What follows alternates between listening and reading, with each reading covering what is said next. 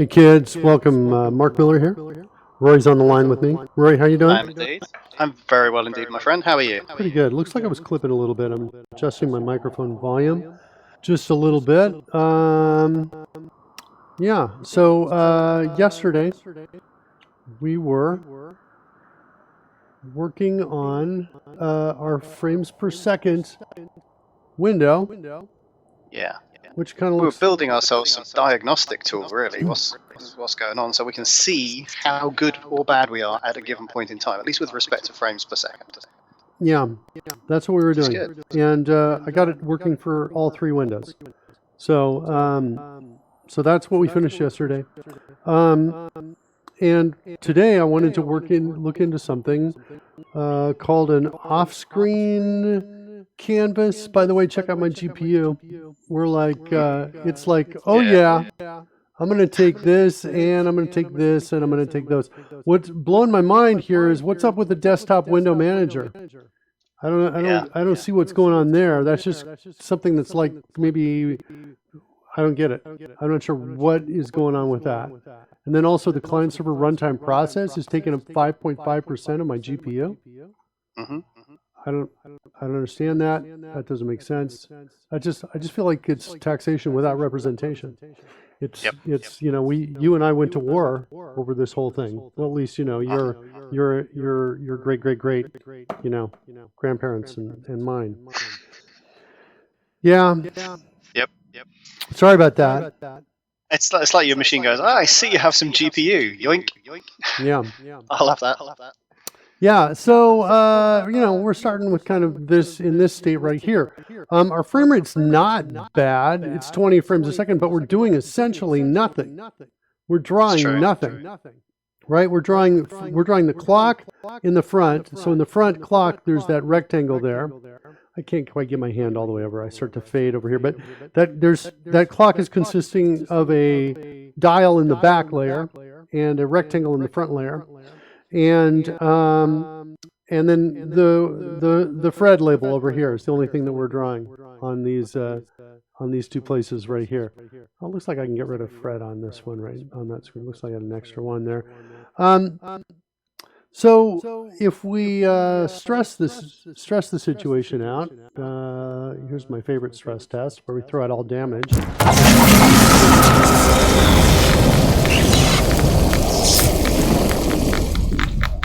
You see, look what's happening to our frame rates.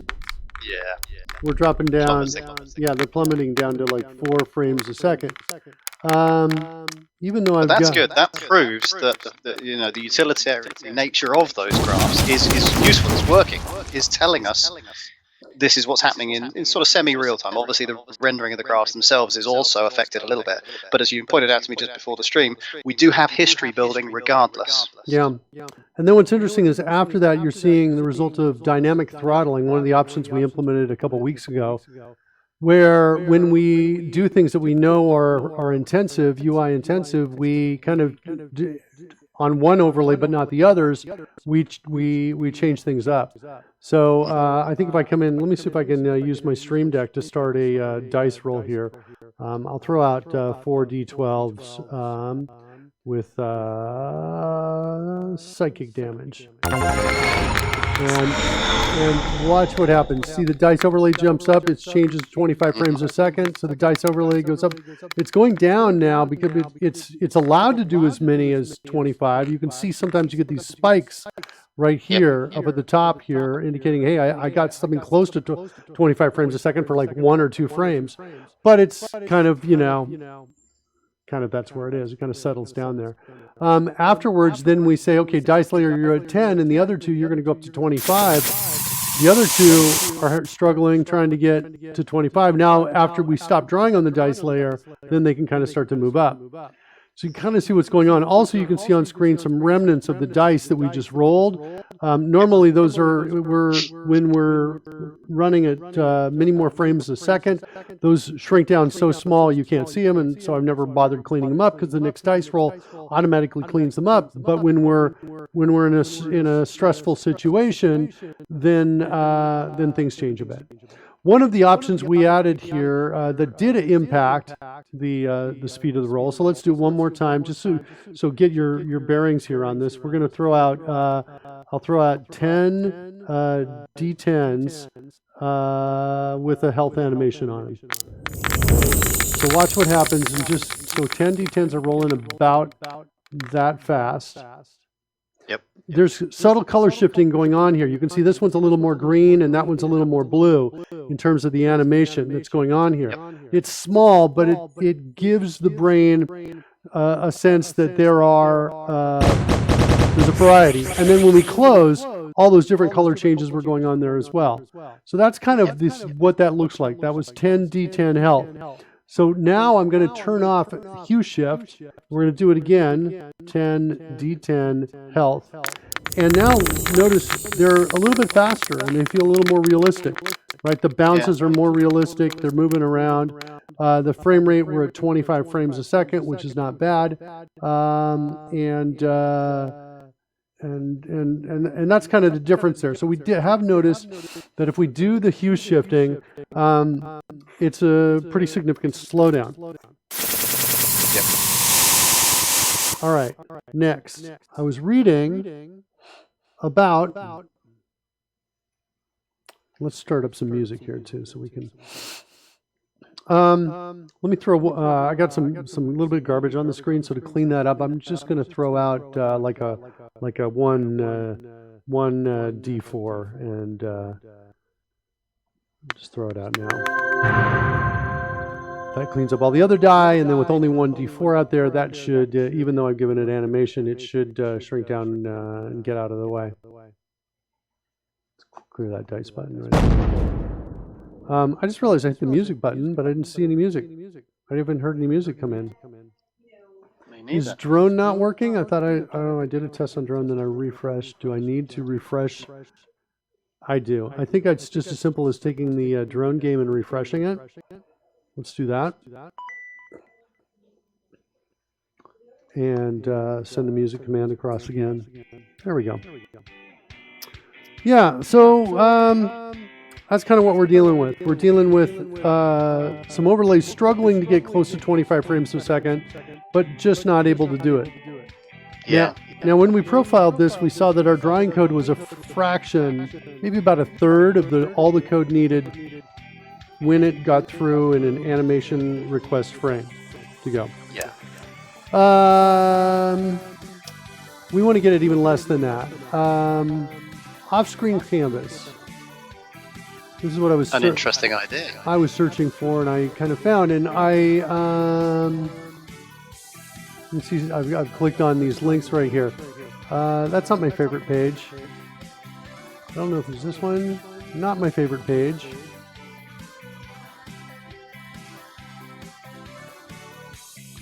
Is it? Yeah, I think this is it. Wait.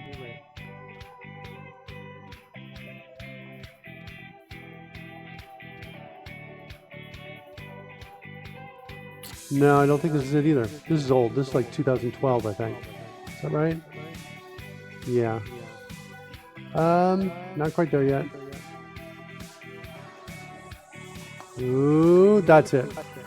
This is the one that I thought was the most interesting as I was looking through it, and I felt like, okay, I think there's a shot we can get this to work.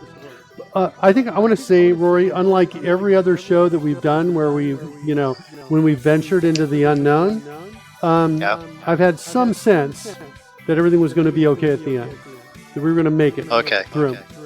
Are you not so confident this time then? We are not going to make it, Rory. We are going to crash and burn. Rory sent me a text before we started saying, I'm only available for an hour. And I burned 14 minutes reviewing, showing you where we've been. And so I've taken out a quarter of the time he's going to be here. And then he's going to leave me, and then I'm going to cry. I'm going to curl in the corner, and you watch me cry for maybe 45 minutes. You use the phrase offscreenCanvas, and I suddenly have a huge amount of optimism for this technique, because I've a long time ago done a little bit of work in sort of just putting basic graphics on screen and animation, a little bit of gaming and stuff, very, very long time ago. Not in the web service sort of scenario, but similar kind of logic. They had these off-screen buffers, And if I understand correctly, and this is a big if, but if I understand correctly, basically it's more optimal to do something with memory that isn't being written directly to the screen. Yeah. That's right. And then just copy it all on afterwards. Yep. Yep. Huge benefits when I would use that technique. No, I think we'll see huge benefits.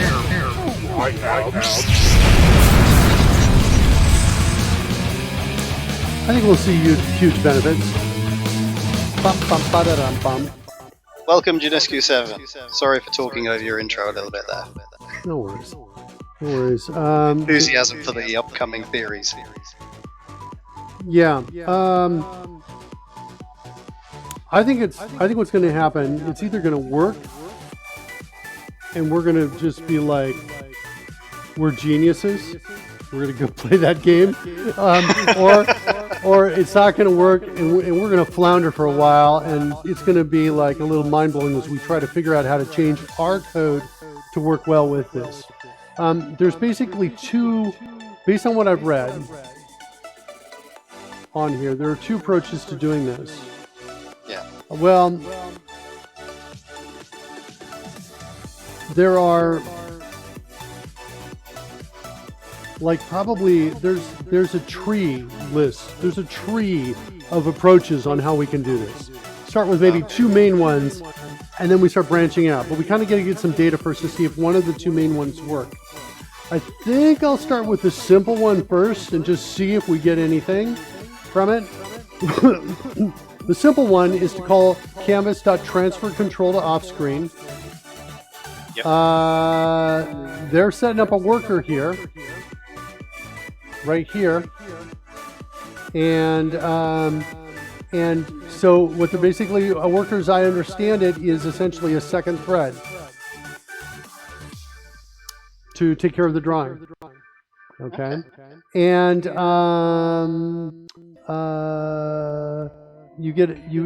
once you do this, the introduction of offscreenCanvas also brings support for request animation frame within the web workers. This frame is only within the context of the worker, so it's not affected by slow operations on the main thread. So cool. So this request animation frame is different from the one I'm getting from the document. So here's my worker right here. Now, in anticipation of this, having read this far, for today's show, I created these empty files called worker back, worker front. I think we're going to write some code in there, and worker dice. So they're, all three of those are empty, and I've added references, and the code seems to all work. We still seem to have drawing and painting. Nothing seems to be broken. Not broken anything yet. That's what it seems like.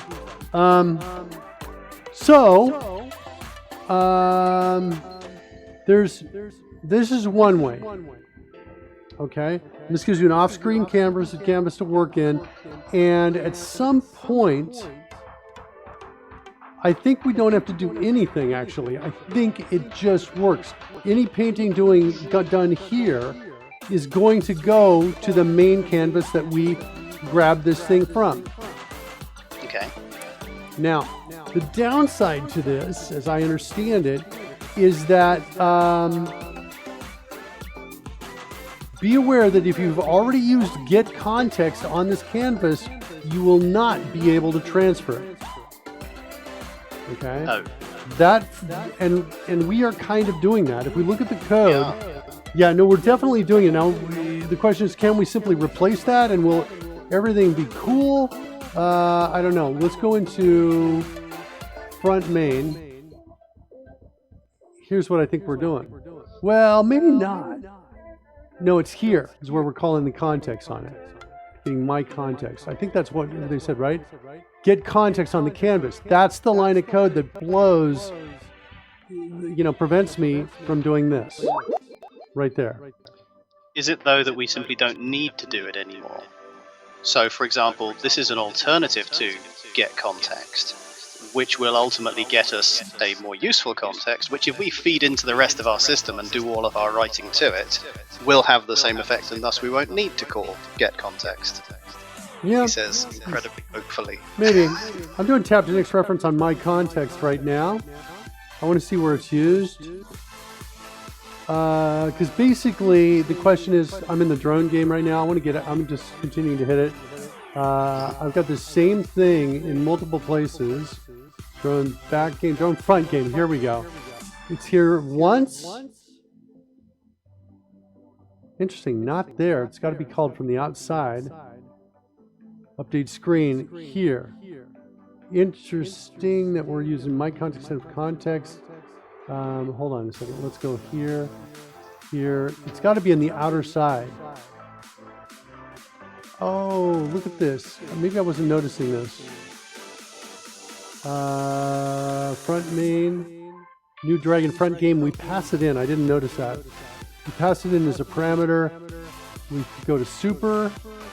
It's got to be some sort of super.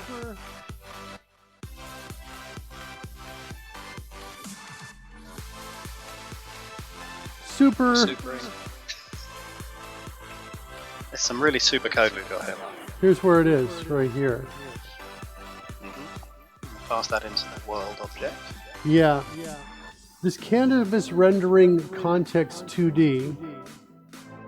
Yeah. So that gives us this kind of context here at this level. Oh, interesting. Then we go to send it to the world as well. Holy cow. I'm like, So the question is, hey, are we using that context to draw all over the place? And the answer is, yeah, we are. Do we have an architecture that seems pretty firmly rooted in that particular type, all up and down the architecture with multiple descendants that inherit from it? Yeah, we do. Am I happy about that right now? No, I'm not. I'm not. Okay. So this, the problem is I don't quite understand if I can do it first, then call get context on it, right? And then do maybe the other things on it. But well, let's do this. We're either looking at a massive architecture change all over the place,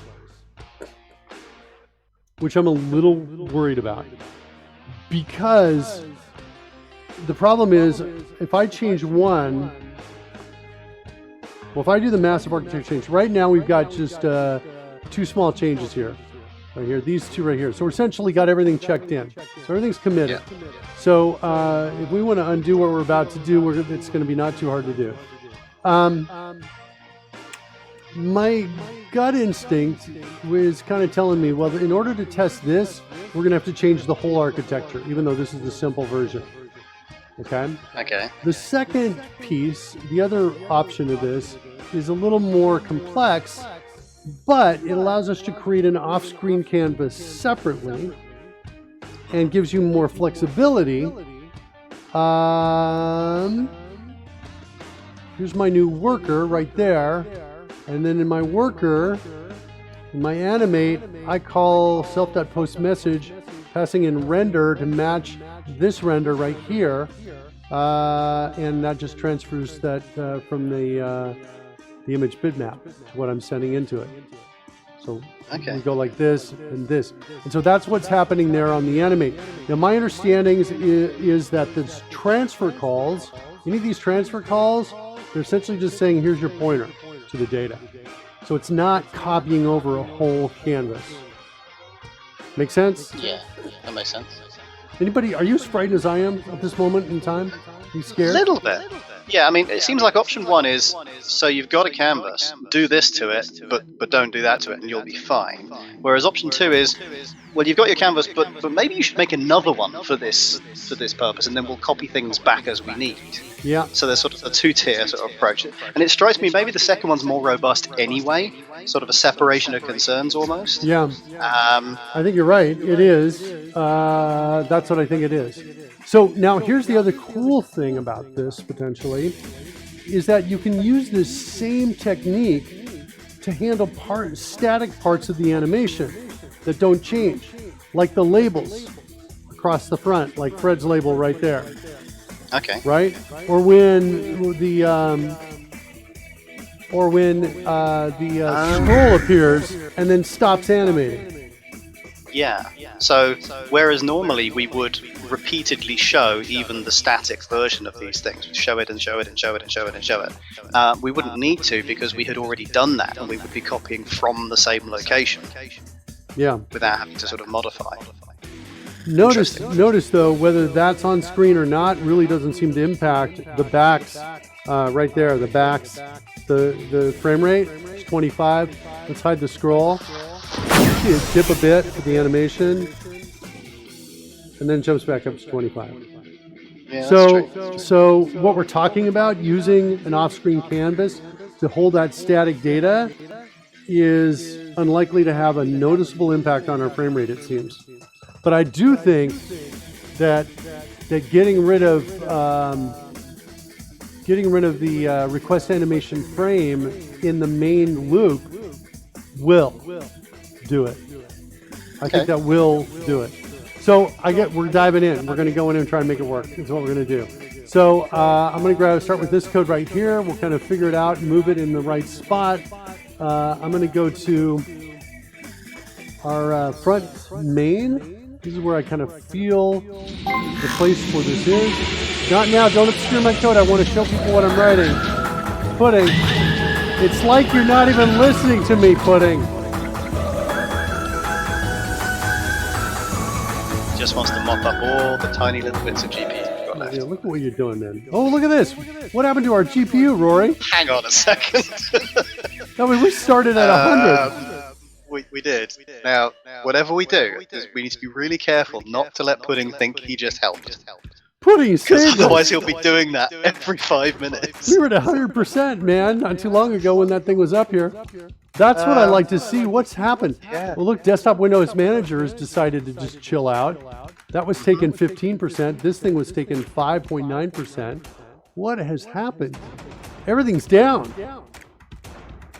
Right. I'm stunned. Okay. I brought out the scroll and I closed it. Is what I did. That was all I did. But we were seeing no real impact there, right? That's true. It's scroll. I really would love to know what did that. Okay. Well, that's just flat out crazy right there. I don't even understand that. All right, let's go stress test it and watch it. See what happens. Let me move this over to the other screen so you can see it. Here comes that all damage test die roll. That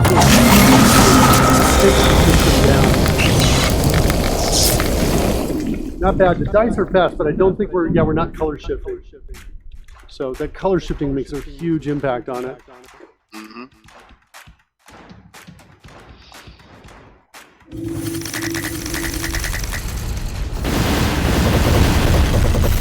Still at a totally reasonable 50% GPU. I'm like, and that's including like sending the stream out to you, Rory, and to, I don't think you broke it. I think you fixed it. Thanks, Pudding. I don't know what just happened. Okay, we'll keep an eye on it. I'm going to drag this over to another monitor so I can keep an eye on it. All right, so we took that code. Is that on the clipboard? All right, here we go. So there's my canvas, which I've already grabbed here. So this canvas is now my canvas. This is what's going on here. Can I rename this? Yeah, I can. All right, so rename it to that. And then we've got this. All right. My canvas.get context.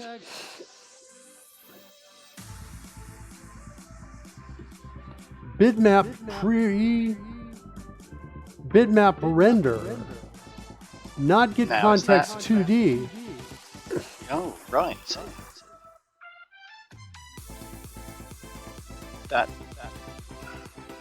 I'm wondering, is that a specific thing, or is that literally just it's a string and nobody cares, just to keep it distinct from other contexts? I don't think so. Look at this. See that? Context 2D. That's what I'm sending in there. If I delete that too, do I have a context? Rendering context, canvas, rendering context. I only have one option there. If I use IntelliSense, it throws the 2D on it. Yeah, I think the type is the same regardless. What I'm comparing is the phrase 2D with the phrase bitmap renderer, and they might have internal meaning, but equally they could just be names of things, or to keep things in a dictionary or something like that.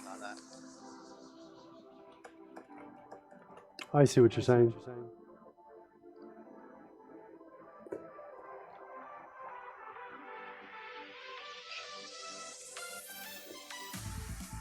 Having said that, that seems like a very specific phrase to have found there again.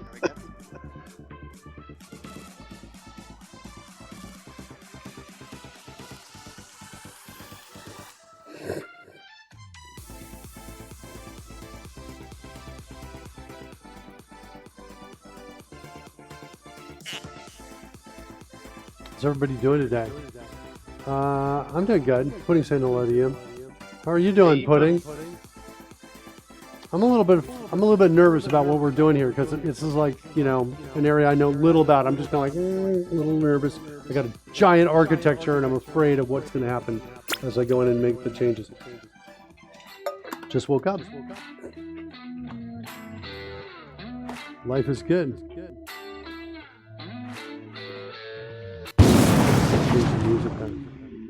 I love the fact that Mozilla are dictating that the offscreenCanvas constructor, maybe related to what we're doing, is considered experimental technology. You should check your browser compatibility. However, it does say compatible with Chrome, Edge, Opera, Chrome for Android. Looks like a certain amount of firewalls, and I believe that the technology we're using is based off some of those cores anyway. So we should be alright, right? What do you think we should be alright with, Roy? Should be alright keeping it 2D? Or think you want to switch to this? I suspect that the string in the get context call is somewhat irrelevant, but I wouldn't be betting my life on it.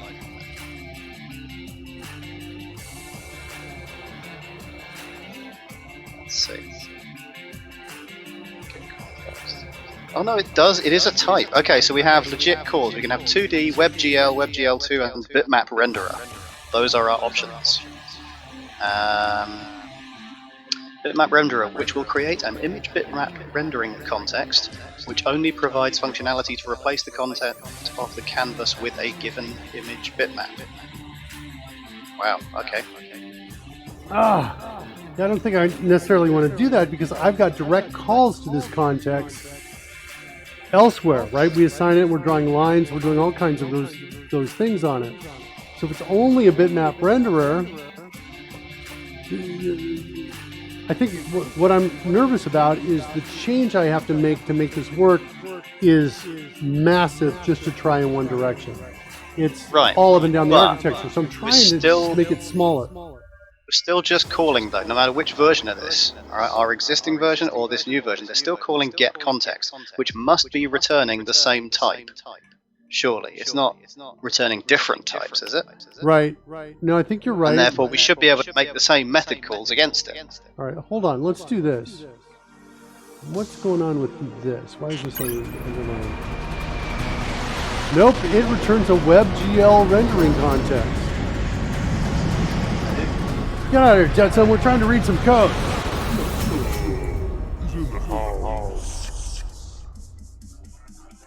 Oh, that's right. Wait, of course. wait. Do different things. They can return multiple types. Yeah. Hold on a second. It is... Yeah, WebGL rendering context is what comes back. So that's not good. I think that's not good. WebGL rendering context. Is that right? There we go. So with Isn't that what comes back if you send a WebGL in? If you send bitmap renderer, you get a image bitmap. Yeah, this should go away now. Wait. Subsequent variable declarations must have this same type. So now the problem is I've got my context in multiple places with different types on it. So I'm going to say my context 1, my context 1, like that. Then I want to, now what's my problem? Oh, because it's now the wrong type here. What's going on here though?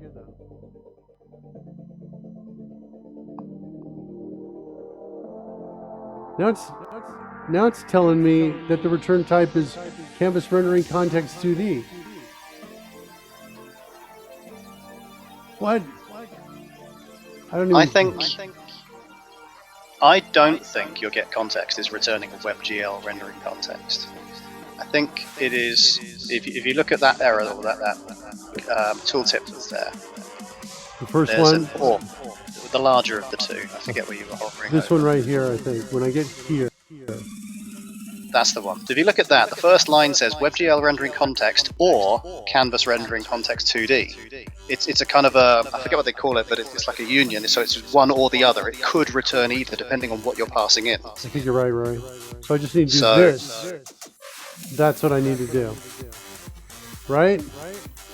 Oh, that's cool. Well, that means it can be both types. And if it can be both types, that means we can have calls like move to on it. I just wanted to get canvas.move to. Uh-oh, I don't see a move to. Well, here's the thing. I think you can only now access methods which are on both of those types, so that it doesn't matter which one you got handed.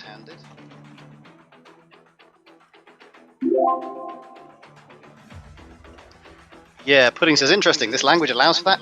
It's based on JavaScript, so there it is. Whereas we build on solid foundations in every other language going, JavaScript doesn't stop you doing very much of anything. So there's all kinds of fun you can have. TypeScript tries to bring a modicum of sanity to that world.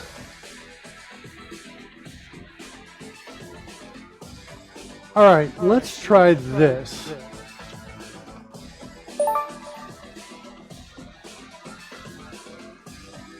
By the way, I'm not sure why I called it my context everywhere. I don't think maybe I'm using it elsewhere. But I want to see if just these two lines break it. Essentially, this breaks it. Right? The piece that we're missing here, let me go put this up here. Comment it out. Well, this is what we had above. That your context previously was based on a canvas which was got from an element on the screen, which was physically in the HTML. Now you're getting context from the ether. No, I'm not. Look, it's the same my canvas right here. Oh, sorry. Yes, it is. And that's the my front canvas. Okay. I'm getting the context here. You're getting a different kind of context from the same canvas. Yeah. Okay. I just want to see, but then I'm basically saying, hey, if this is this, then go in. Either we're going to see stuff drawn or not. If we see stuff drawn, that's good news. Because then we'll be able to make, I think, small changes to this and it'll work. I think. I don't know. To be honest, I'm now thinking I'm woefully unmatched in this fight against the code today. I think the code is going to kick in my butt, and it's going to be the most entertaining thing you're going to see today is me crying, curling up and crying in the corner. I got a special corner cam right over there for when that happens. Just see me crying like a baby. All right, let's try a refresh of front main, of the front overlay, and see how badly we've messed things up. Okay. And here it comes. Refresh. Yeah, nothing's drawn. Here. Okay. Okay. So it may be that this is not an instance of Canvas rendering 2D. All right. So let's not do that. Let's go back to where we were. Let's do that. Let's get rid of this. Let's refresh to make sure that's all going to work now. There it is. There's a refresh, so that worked. Let's go back to this piece right here.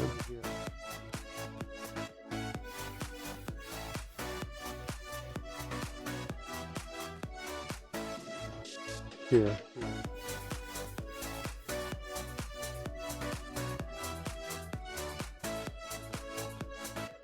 Oh, I bet we can call context. We're okay. We can do this. Look at this. Hold on. We can come in here and we can say, hey, we're just going to call my canvas again because we've called get context already here, but nothing stops us from doing it a second time, right? And so this is now going to be, we're going to call So this. the advice says, don't do this if you've already called get_context_2D. That was However, for the nothing to first stop one. us doing get_context_2D afterwards. That advice was for calling transfer control to off screen. The easy way of doing this. Beware that you've already used get context on this canvas. You will not be able to transfer it. Okay, but now this one, it allows you to draw on the main canvas from other sources, whereas the previous example it becomes tied. So this will allow you to draw multiple canvases efficiently. So this is what we want. Okay, so hold on. So this context here is going to be, wait, I want to double check where the code we got that from. That's here. That's in our setup code. And then this is what our canvas worker looks like. Okay, cool. All right, so there's our setup code right here. I want to give this a name. I want to call this the front transfer canvas. That's what I'm going to call that. All right. Off-screen canvas is new. Off-screen canvas. This canvas here is going to become my canvas. And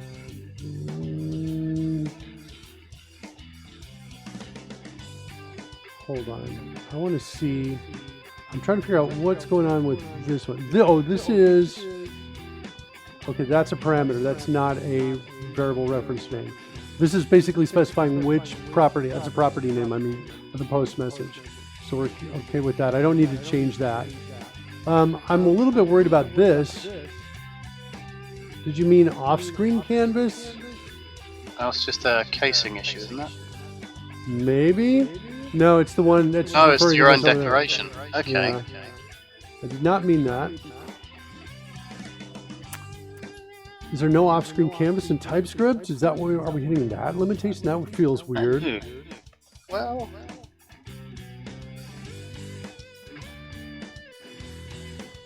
which version of TypeScript are you using? How do I tell that? In the properties of the project. By the way, this tells me right here how to do it. That's from 11 months ago. Let's look at the properties of the project.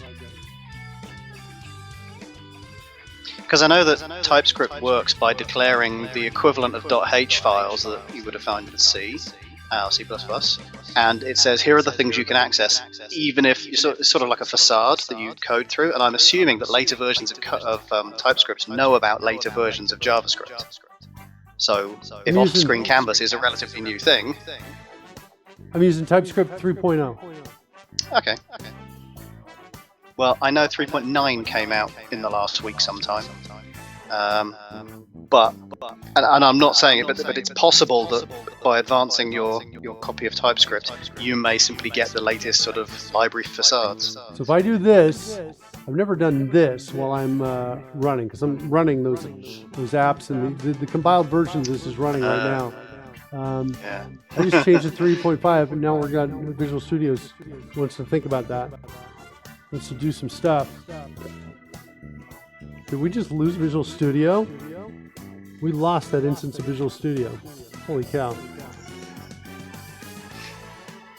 With a little over 15 minutes to go, I'm causing you to kill your IDE. That's maybe not the greatest. Starting up, I'm looking at the toilet bowl spinning around, a little blue circle. Is Visual Studio not responding? All right, let's drag it over here. Let's try one more time to do that. Overlay Manager, Properties, TypeScript build. Did it get the 3.5 change? It looks like maybe it did. Okay. So if it got that change, let's see, where were we? Front main, I think, is where we were.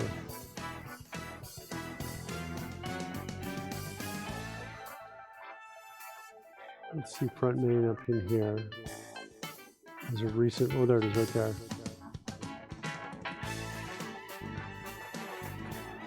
Okay.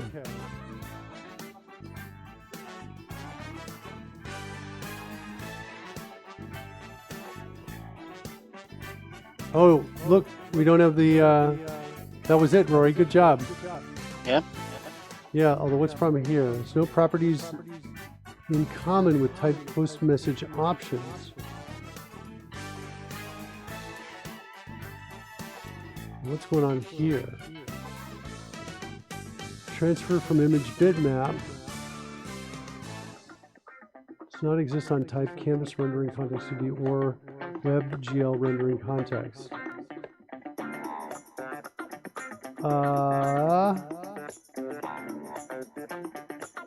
Does that mean it's not in the common one, but it might be one of the two?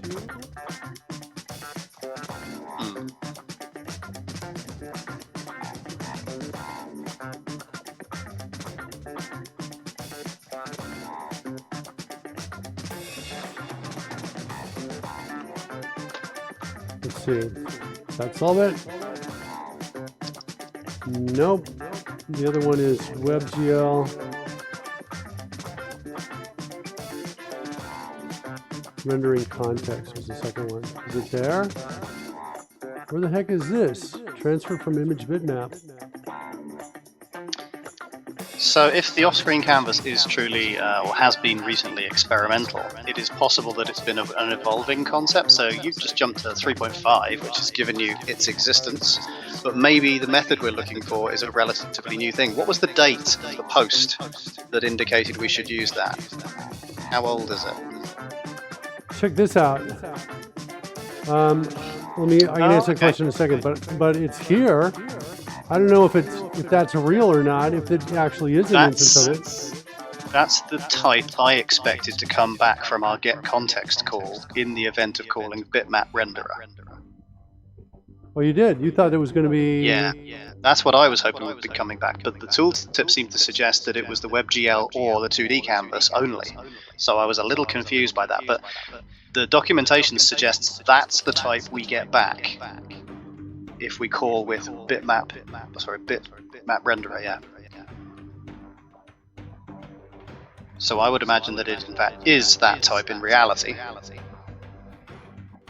despite the tooltip. See, mate, that's interesting. The tooltip, that is to say the IntelliSense, is probably built off the older version of TypeScript as well. I wonder if it's altered since we put our new copy in. Tail Learn Code is rating right now. Welcome, everybody. Tail Learn Code, how are you guys doing? How was your stream?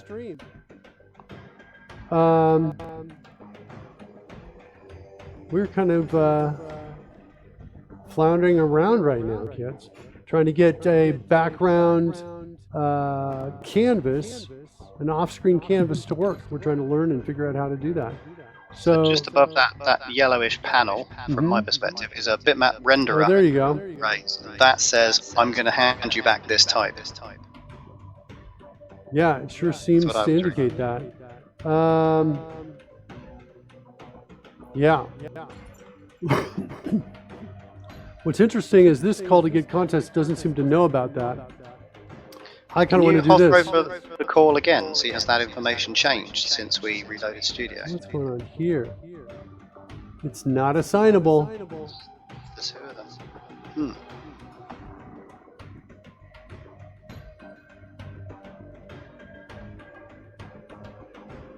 All right, let's do this. That's like a little distraught. I'm a little distraught by that. Let's take this code we added. Let's comment it out a second, because I want to see if the upgrade to TypeScript 3.5 has any impact at all on my drawing. And I don't think it will, but I just want to. Let's just do this. It's a worthy thing to check, though, isn't it? Let's make sure that's stable in and of itself. That's stable. All right, good. Glad to hear that. So that's good. Yeah. Let's see. All right, back to uncommenting that out. So front transfer canvas is equal to this. I'm also a little bit distraught by this post message right here. Off-screen canvas has no properties in common with type post message options. So I'm searching for that. You know what I'd love, by the way?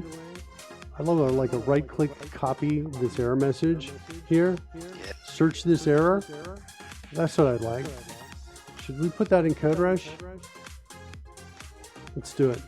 All right, here comes the issue start. And all right, kids, here's the deal. So I'm here, and this is Visual Studio's tooltip that's popping up here, or warning tip that's popping up.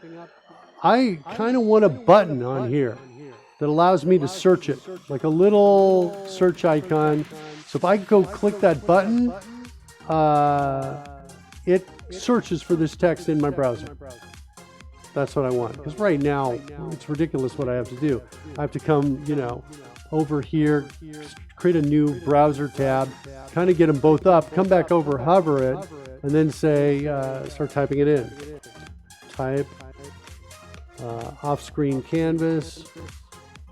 See what I'm getting at, guys? It's a pain to do this. Back up to your hover. Has no properties in common.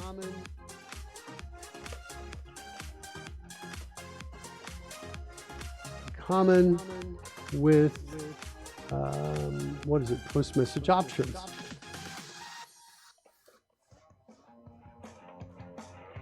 All right, let's close up that issue. It's a feature request rather, and that's a button to look up error tooltip messages. Error tooltip messages.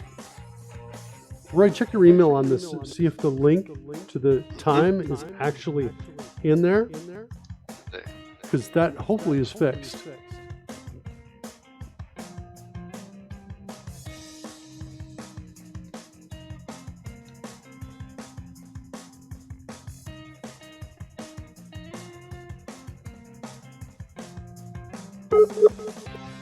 Oh, looks like I lost Rory.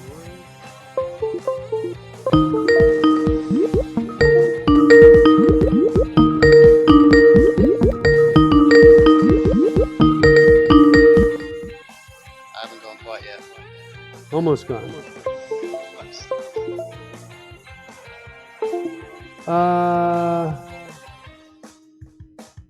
Yes, the link is back.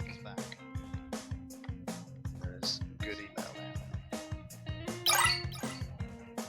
Looks like the post message method of the worker object does not take the type of the object you're trying to pass. Must be more TypeScript with the later version of TS. Yeah, I'm not sure what exactly is happening. Did I lose Rory again? I'm still Are here. you still here? Good. Yeah, I'm just switching between screens to get similar kind of help to what you've got there.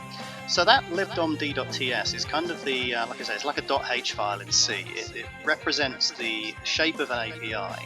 And it's, in the case of that particular one, it is the shape of the API of the browser itself. Well, not so much the browser, but the objects you can interact with, things like DOM and what have you, stuff like that, the canvas itself. Are you looking at the code that's on screen now when you're talking about this? I'm looking at your screen at the moment, yeah. Yeah. So I've regularly come across this. It's got the definitions in it for things like, for reaching through arrays and what have you. So those really basic things. But it's my understanding that it is a TypeScript thing, and thus with more recent versions of TypeScript come more type-specific stuff for the late stuff. So there's a hypothetical that says, okay, you've got TypeScript 3.5, but that's still 4 versions behind. Maybe there's better stuff on the horizon. But of course, the jump from 3 to 3.5 is bigger than the one that remains. So arguably, that it could also not help. When it says this first type doesn't have anything properties in common, I mean, it literally means that supposedly there's just nothing in common. Normally, you could send an X into the space for a Y simply because they both have a height and a width, and that they specify that they have these things. Do I have any? So what's going on here?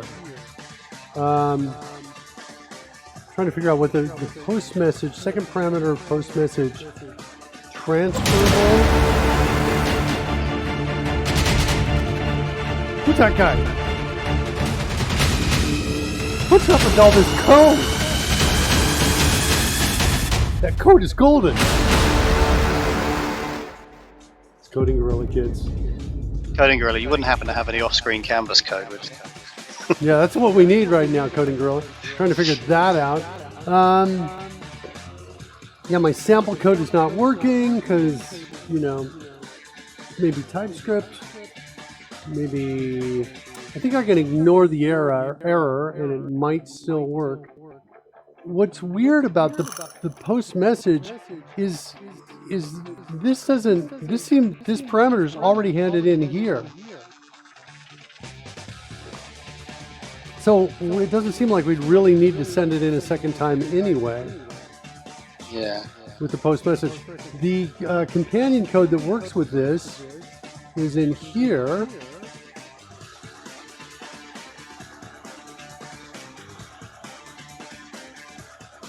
Here's where we get at ev.data.canvas.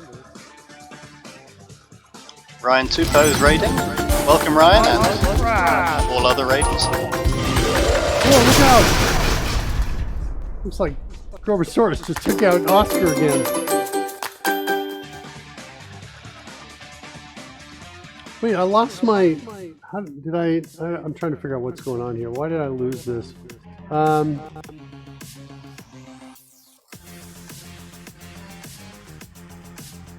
So just to bring everybody up to date with what we're trying to do, we have wonderful things that we put on screen using standard sort of JavaScript canvas stuff. But we've got so much of it going on now that we're starting to get a bit of a GPU hit on certain kinds of things. And so we're taking this tip and we've decided that there's an off-screen canvas that can be used. Now, the premise behind this is that when you write to memory that isn't on the screen, it's a lot quicker than writing to memory that is on the video.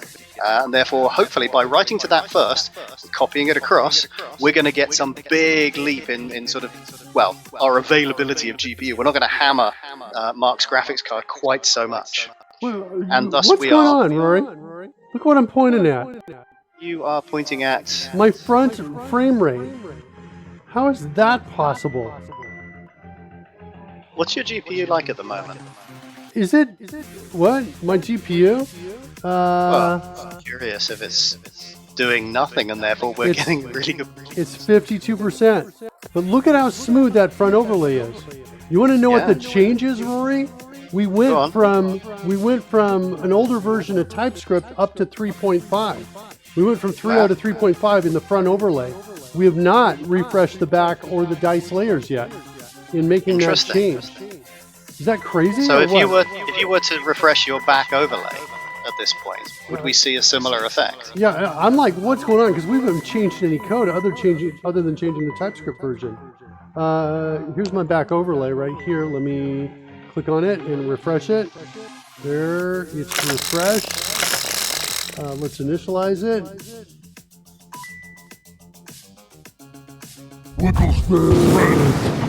And let's show the window on it. Oh my God, my mind is flipping blown, Rory. Wow. Look at that. That is what happens when you stand on the shoulders of giants and actually catch up with what they're doing. Those giants have been improving what they've been doing. That is a serious improvement to TypeScript. Right? We went from 3.0 to 3.5 and our frame rate jumped from an erratic struggling to get like 25 frames a second or something along those lines to 30. I don't even get that. I don't even get that. Yeah, I don't get that at all. Well, so the TypeScript renders JavaScript, and the JavaScript is ultimately responsible for calling things like, draw stuff to the screen. So if for some reason it was doing so in an inefficient way before, and now it's doing it in a more efficient way, then, I guess. I don't think I refreshed the dice screen, but now I've got 30 frames per second on the dice. Is that for real? Let's try rolling out all the dice and see what happens. Oh my God. Wow. This is crazy.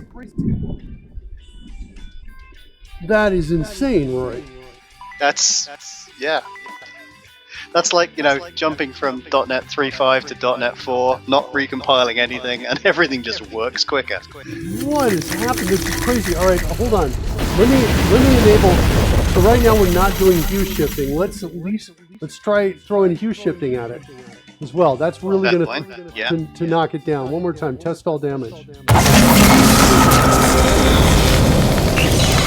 It's not bad. Well, there you go. Dropping down. I can turn on dynamic throttling now. We get down to 12 frames a second when we've got hue shifting going on. So we're just changing the hue of different frames.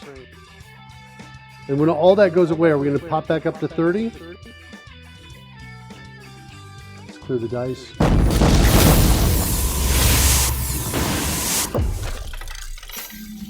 Wow. There we go. Rory, Nice. you saved us. You see the chat room? You know what this means, don't you? It means we can add more dice. Yeah, I know. You go nuts and push things even further now. That's what we're Yeah. talking about. We've Yeah, got headroom. We need to fill it. I got a $4,000 computer coming in that was helping to solve this problem. Look at that. I just needed to upgrade to 3.5 TypeScript. That's all I apparently needed to do, Rory. Yeah. I'm like just Hey-ho. stunned. Anybody want to buy a computer? No, I'm going to throw it at it. We're going to overkill production's going to throw more dice at the problem. Of course. I'm going to turn on dynamic throttling, and we've got enabling hue shift, and I'm going to come in and throw all the dice out one more time and see if the dice look smoother now. I'm looking for the dice roll in the middle to say high frames per second. That's what I'm looking for. I'll get this stuff down. Not really. No. Not really. Dynamic throttling says here the dice overlay gets the priority there, but it's just not able to do it.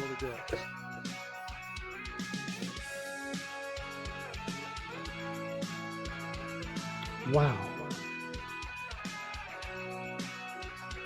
And then we switch And around. we haven't even managed to get our off-screen canvas yet. Yeah. Yeah.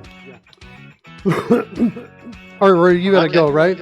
I do. I All right. gotta go. Thanks so much, buddy. I will catch you tomorrow. Yep. And obviously we'll see a fully working set of off-screen canvas by then, yes? I was thinking about running away from the problem since we kind of seem to solve it. Although, wait, look Fair at enough. what's going on now. Before you go, Huh? Hang on. What? That's we- not right. all of that stuff we got is gone. That's crazy. What was it? Did we just totally conclude something that was incorrect to conclude? Let me roll out one die here because I've got a couple die on screen here. Boom, boom, boom, boom.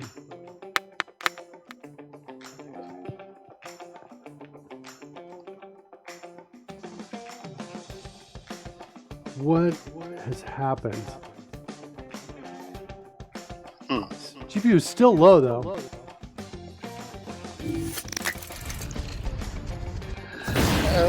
I'll see you later, buddy. Got nothing, man. I'll see you You tomorrow. gotta go. I'll see you. Have a good one. Bye. See what happens when I bring that up to 30. So when I set it to 30, it's not all over the place. If I set it to 25, it's not even. It's kind of erratic in how it's drawing these. This could be a math error that's causing the erratic aspects of it. There's 20, 15. 15 is smooth. 10. 10 is smooth. I'm expecting the lower numbers to be smooth. There's 5.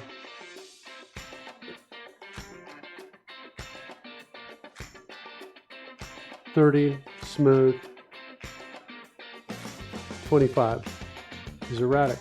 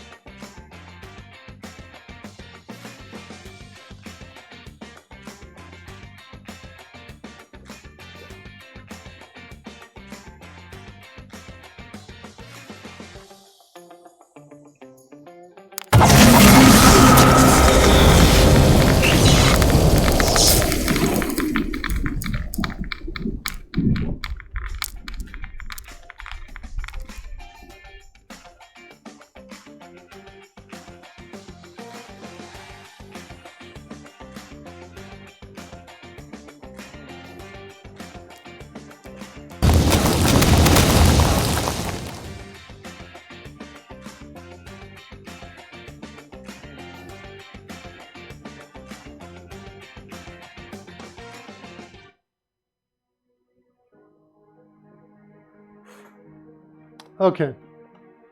Let's go back to this, see if we can figure this out right here. Yeah, just kick Roy off stream. Come save the day again soon. He does that. Then tell Anders that you need things to optimize even more. That's perfect.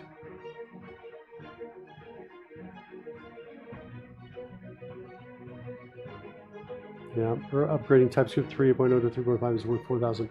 Something is different about than when we started. When we started, we were at 99% GPU.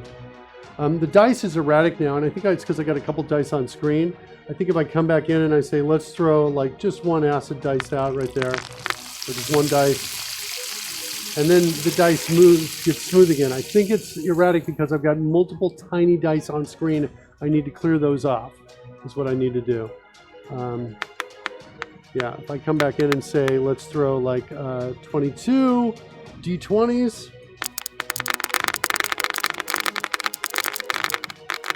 Yeah, without any graphic effects, we're fine. But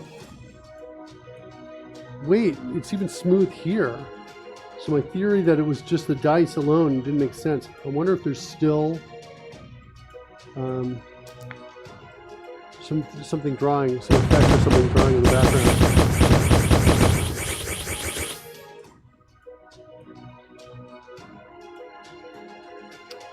Let's do 20 D6 with fire damage. Yeah, slow to come out, I think. I hit the button. Is it not coming out? Doesn't make sense. Try it again. 22 D6 fire. That did not work.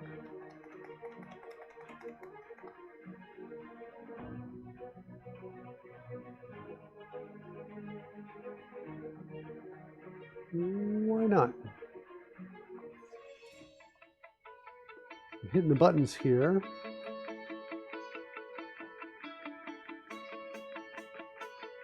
Yeah, the D20 is not working either.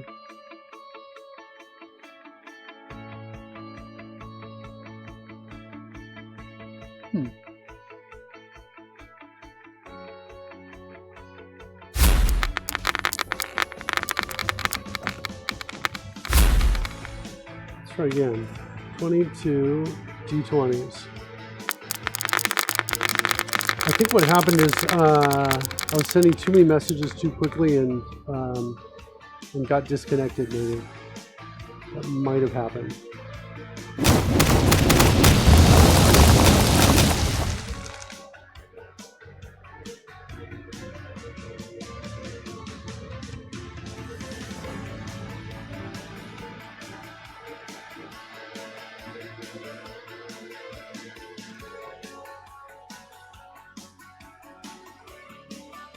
All right. So this part is got an error in it. Let me just refresh my front layer and see if that error is going to really kill us or not. I'm going to refresh it now. It does not kill us. So that error there could potentially be ignored. So let's do this. Let's reinitialize on the front screen here. We'll hide the scroll.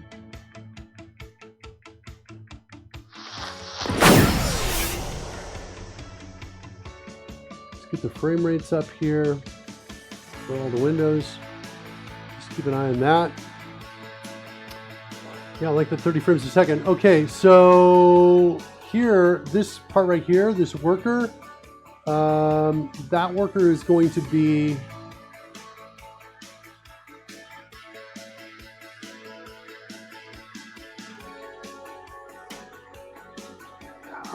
do I have to put it in the same folder or not? I need to kind of figure that out. Where are the worker files? And I think to do that, I have to run it.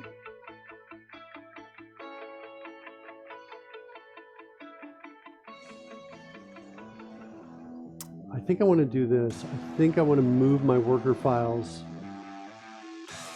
to my engine. Do I want to do that? All right, I think I got to find out where they're going. So that means I'm going to have to shut down some apps that are running and controlling the things you use. there. One of them is Mr. Announcer Bot.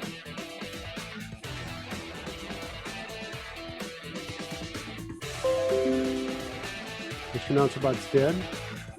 The other one is the Overlay Manager. Overlay Manager is dead. Okay, both of those are dead. Now I'm going to come back over here to Overlays Only. We're going to run this. And we're going to start working on the thing we're running. That's what we're going to do.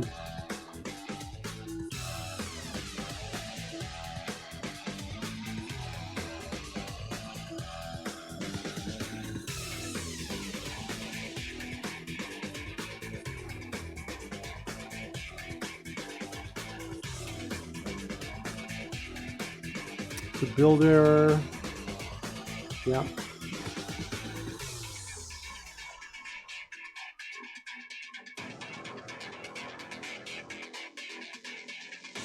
Where did these come from?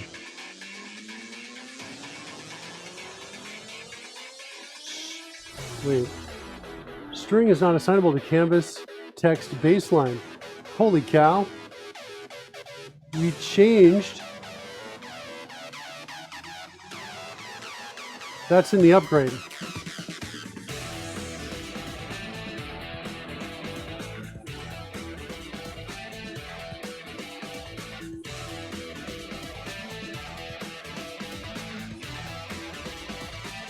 All right, I'm okay with that change. Why don't I see it though? Canvas text baseline.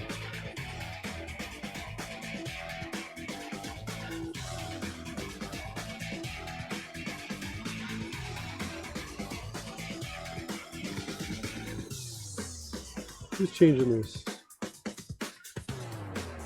We got a lot of code in here. That's expecting that to be a string. How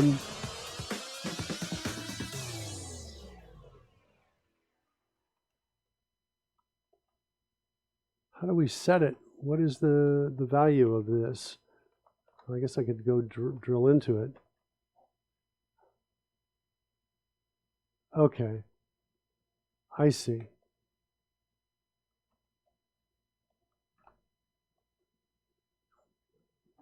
So we could just do that.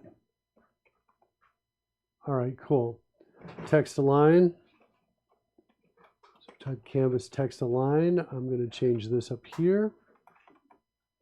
That's kind of cool. I did not know that you could do this in JavaScript where you could define a type as having just be one of several different strings. That's super cool. Okay, cool. Let's look at our error list.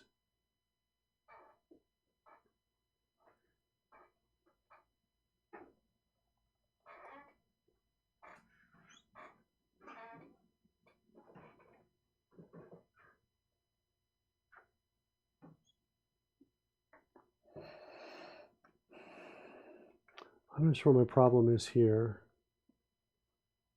Isn't text align defined as one of those options? Justify? It's not. Interesting. Start, end, left, right.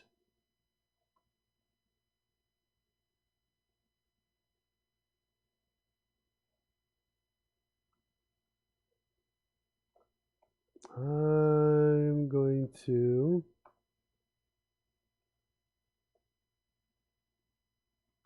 remove that. I'll put it here as a comment. I'm not sure why I added that code in there. What else do I have in my error list?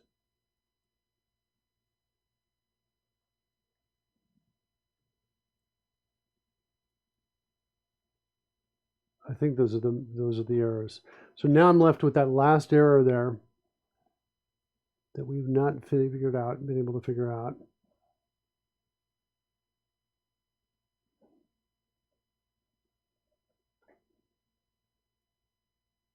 This one.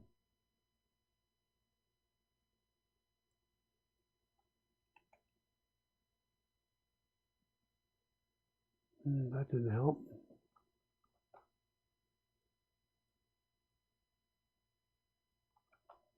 It's really hoping to get something better.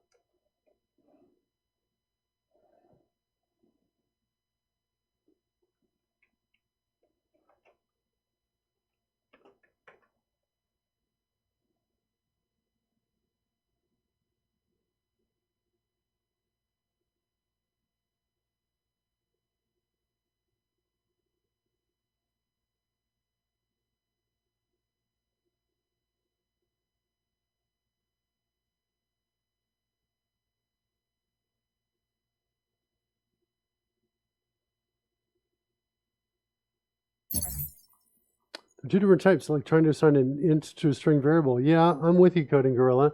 What I don't get is this came from my sample code. This piece, I'm kind of inclined to do that right there. But the sample code said to do it, but it doesn't seem like it needs to. This is the second piece here are the options. Is that right? Transferable. Yeah, I don't get that. I'm not sure what that is. So I'm going to try that. So I'm modifying the code, the sample code to this. The front, we want to go to the front worker, the worker front. Like this. That's where we want to go. I'm not sure if I need to change the path here. This is part of what I need to figure out. Let's try running that now. So we're just kind of playing around to see if we can get this to both compile, load up. It's optional. If you want to pass the off-screen canvas in, you probably need to add a field name. Like, okay.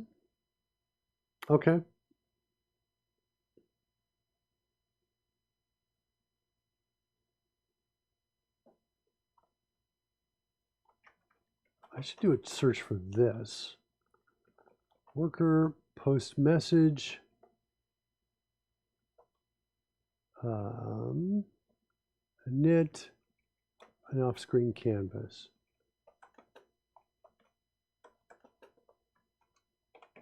What do we get here?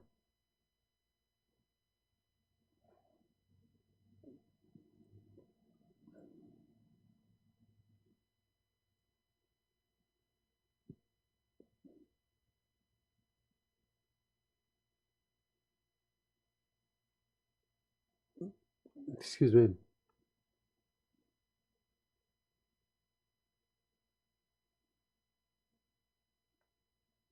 All right, we're starting up here. Let's go into our, let's inspect and see what our console log is looking like.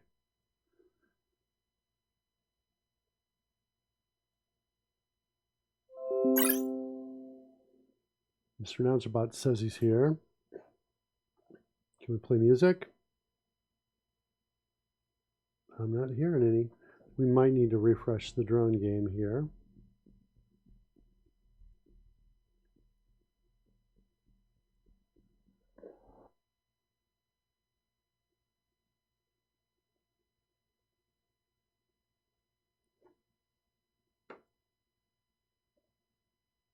Trying to refresh it, but it looks like it is not refreshing.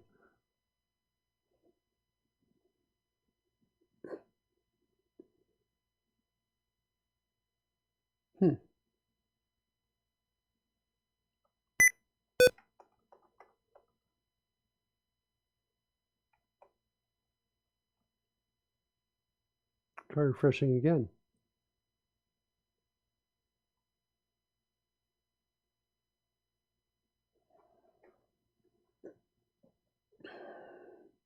Doesn't seem to make sense to me. Let's see if we can answer the question in terms of where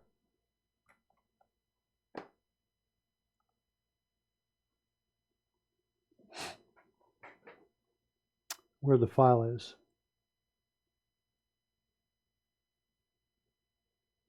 Okay, it looks like it's going to be in a folder. Did we get any errors? We did not get any errors. Oh, we're in the back layer though.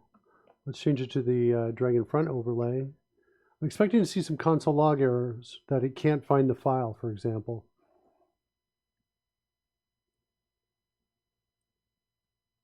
Here we go. An off-screen canvas could not be cloned because it was not transferred. Okay, good. We got this errors, and they're good. There's the worker front error that I was expecting as well. So that actually is good. Worker front is in, got to get the right folder to it.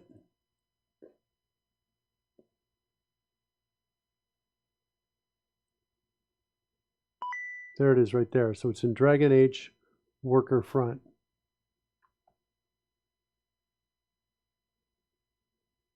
that right? Or is it going to be TS/DragonH/worker front?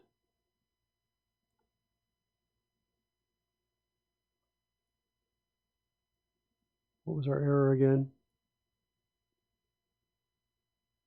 Yeah, so I think we got to do TS/DragonH/worker front. Oh, look, it's slowly loading. It's taking a long time to reload. Okay, so this should be TS.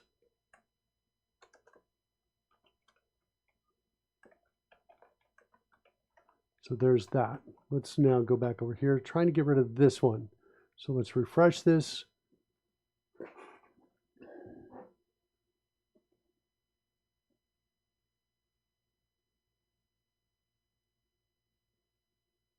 Still not found. TS/DragonH worker front.js. Oh, should that be specified as TypeScript TS? Is that my problem or not? Let's go back to sources here.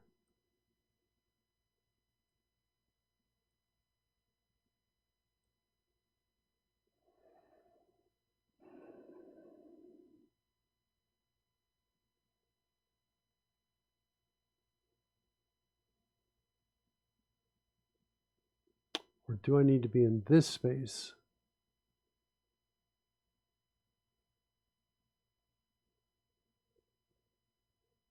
Is that the one I need?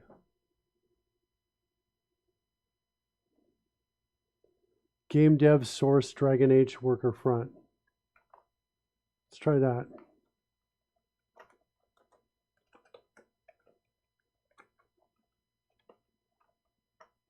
Game dev source DragonH worker front.js. See what goes on with that. New worker. And refresh that.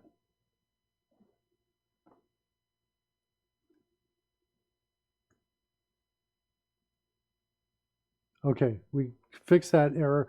But I do want to do this. Let me undo, go back to where we were, and let me change this to a TS. I just want to see if TypeScript can do anything for us with that.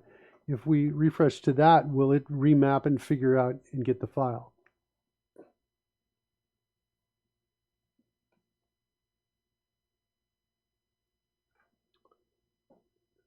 And we're still refreshing this.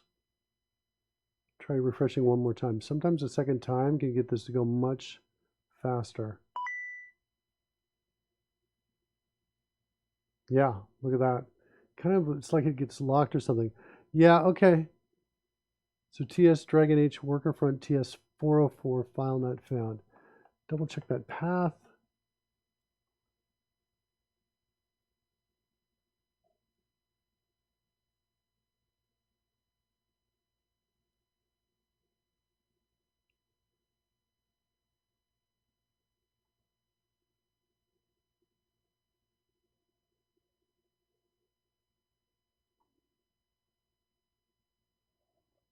Okay. Let's go back to here.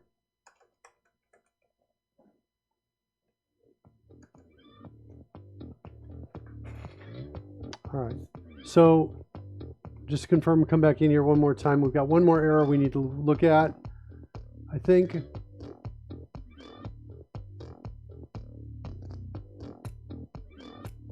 An off-screen canvas could not be cloned because it was not transferred. I saw that error before when we were searching.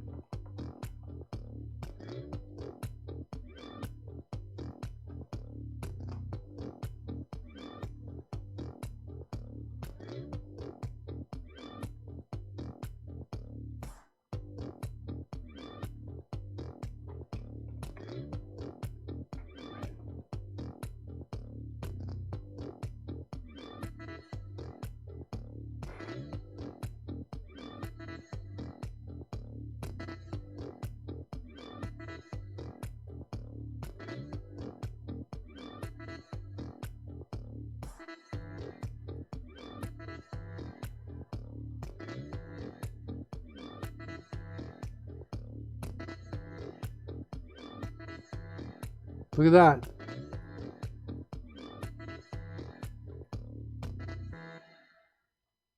Well, that's what we had in the transfer list.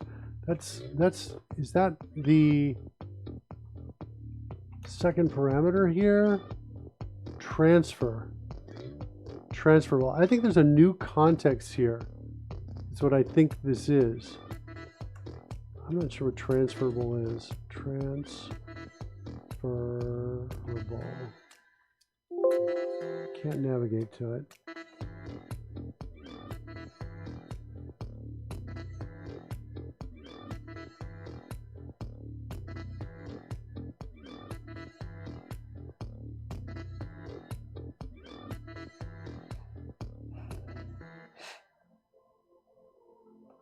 All right.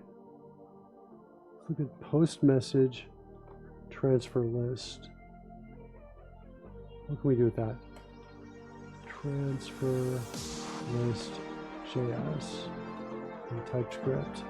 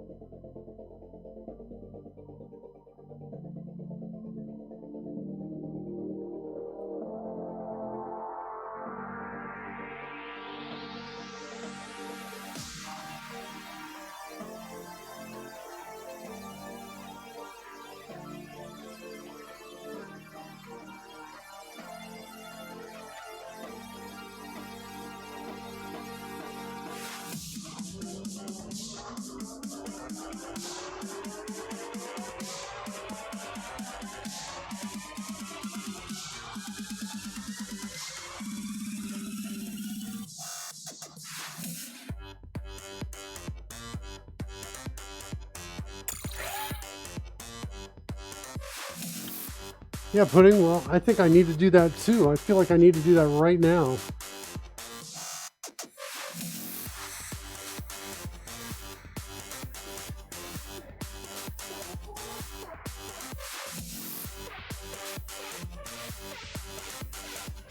Oh man, all the documentation is saying, hey, you should just be able to pass this in right like that.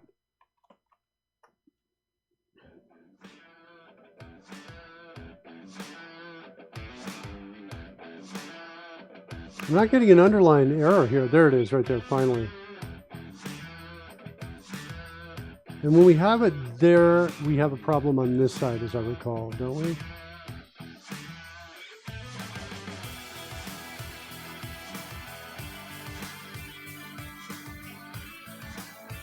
We don't have a problem.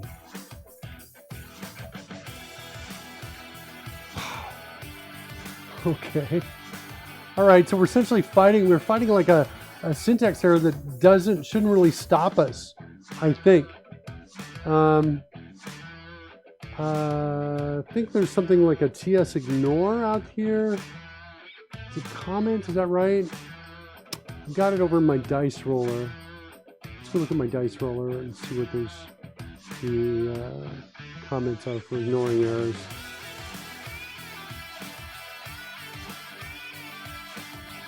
There it is. You put the reason for it right here.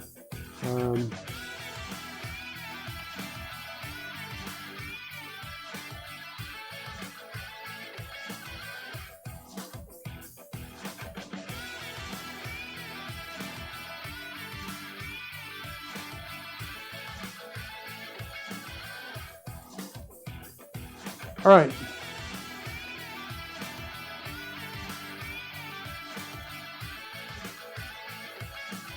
Okay, so that gets rid of that error message right there. That's what that does. And so now we've got this event, this rendering kind of event here that we're setting up. And when that occurs, we're going to do the transfer. Let's go back to get this sample code that we started with, which is over here. This is not responding. I'm clicking on it. That took a long time. Here's the example canvas worker code right here. So we copy that. And that's going to put that. I'm going to put that over in my front worker.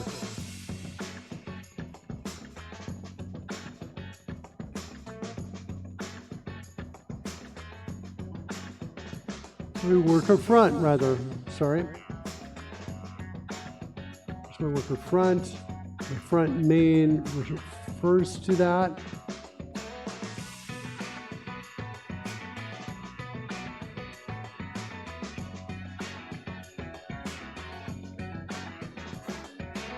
No problem here. 2 to 3 arguments, but got 1. Post message.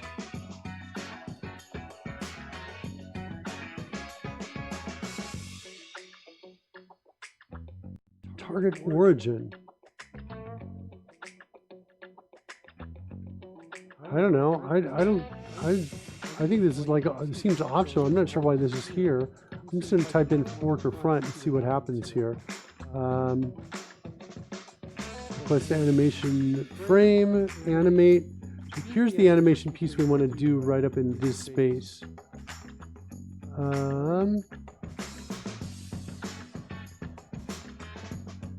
Here's the init right here where we get that canvas coming in. So that canvas that's coming in is our off-screen canvas, which I think is what's weird. Can I even drill into that?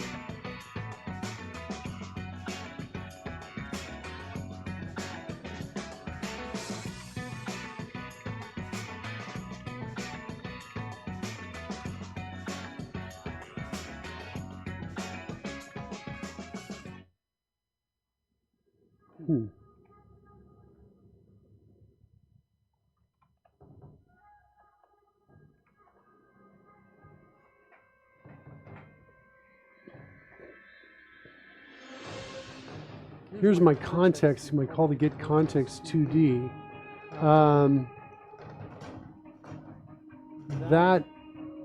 Let's go back over here. Let's go. I just want to typecast these so I can exploit. I want to type these, I mean. So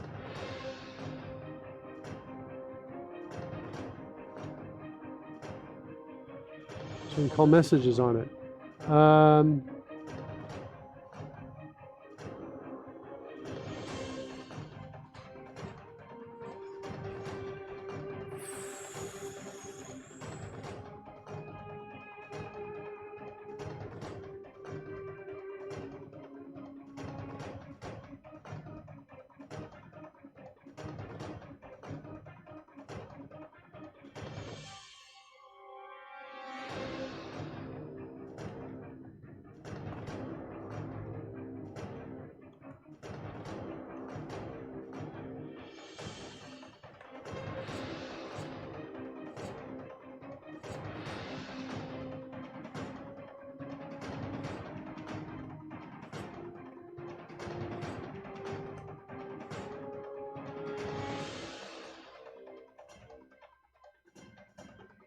So I guess this is my test. I'm just going to try and create a line from a diagonal line in here.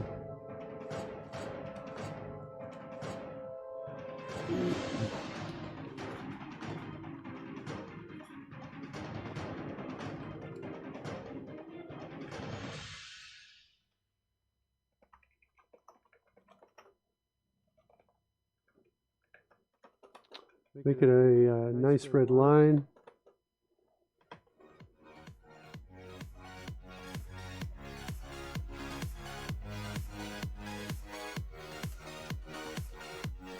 And then call stroke.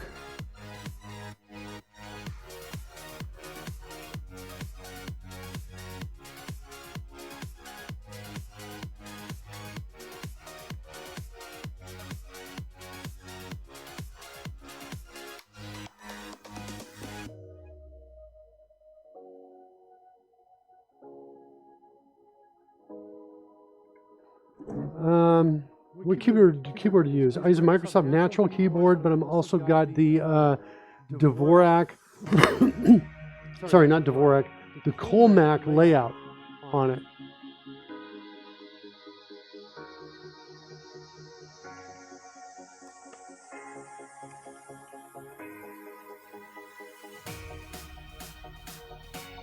Which looks like this.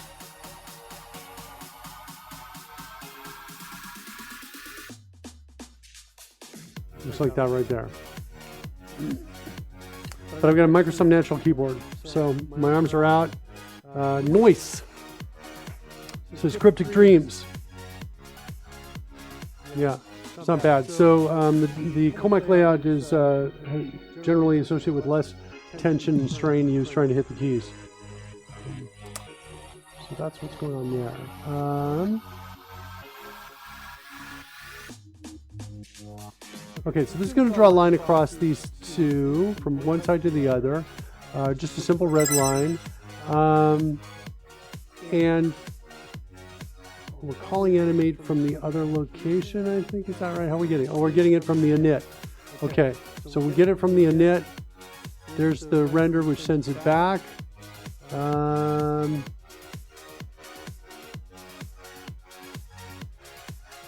This canvas, I want to get these typecast as well. This is the off-screen canvas that we're sending in. It's early. Shirley is in the house. Considering using Dvorak, why did you choose Colmac? Because it had better numbers, I think, as I recall, than Dvorak. And Dvorak also moves the copy, cut, and paste keys to difficult to reach locations. Yeah, Cryptic Dream says that would take me some time to get used to. I think it took me about a year before I started having difficulty on the old way of doing it. It took me about a year. Within about, I think, 2 months, I was relatively decent, but I kept looking down. And now I still look down every once in a while. But yeah, it took me about a year. But basically, I was like, well, how many more years of programming do I have left? You know, 10 or 12? That's fair, I think, easily, maybe more if I really am. Yeah, I did. I restarted Mr. Announcer Bot. I did. Suppose express. Yep, and Mr. A forgot that. That's right. Exactly what happened.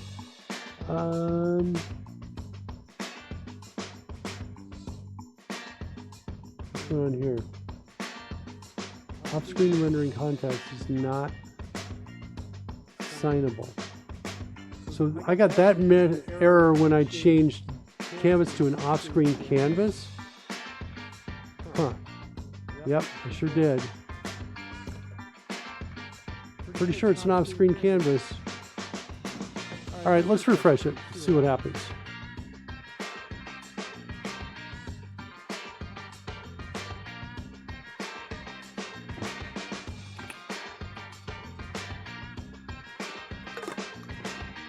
I see no line.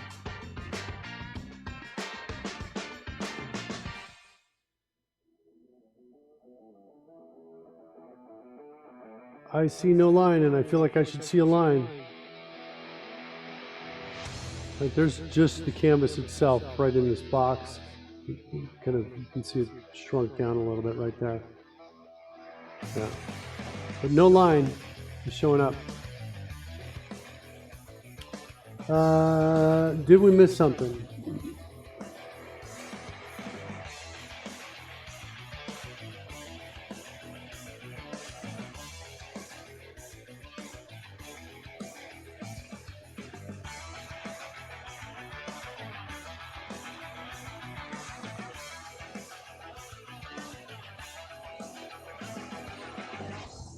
Let's set a breakpoint here. Let's go here and refresh. Excuse me. So we can get that breakpoint. Maybe step into this code.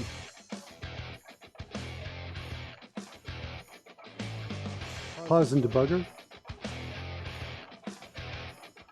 Interesting. I set a breakpoint here, but it's got me here after the post message.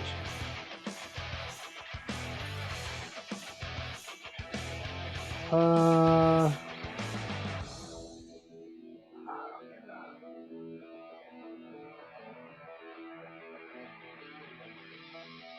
set a breakpoint here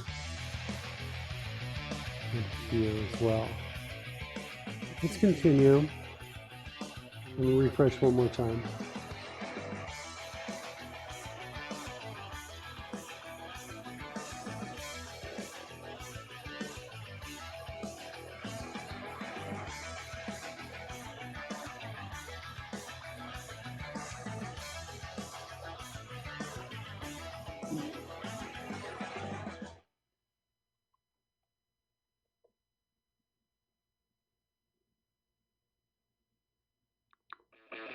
It says I'm paused. No, not paused.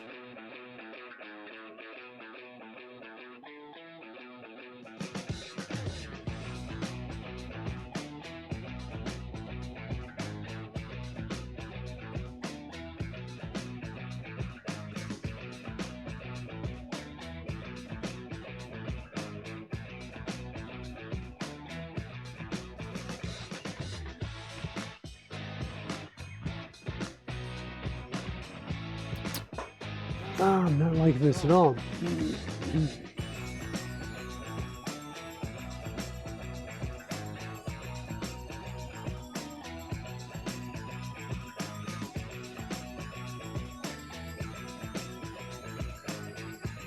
We did type this, put this text in here. That was not from sample code. Our sample code did not have that.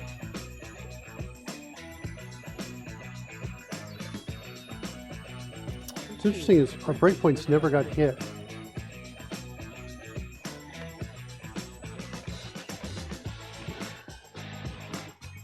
Yeah, this says it's the target origin.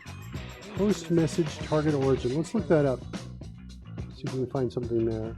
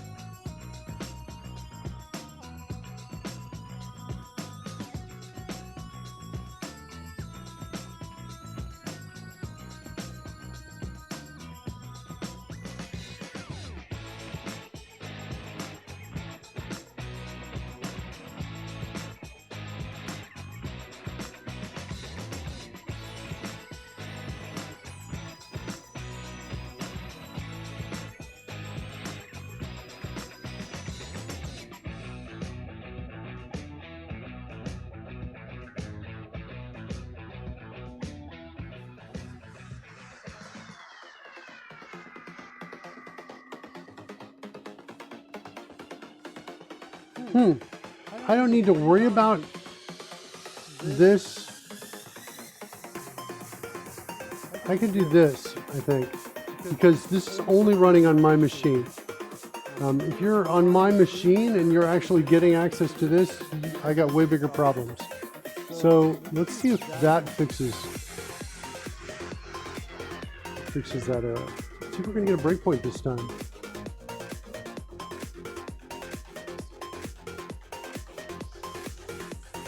Nope, no breakpoints.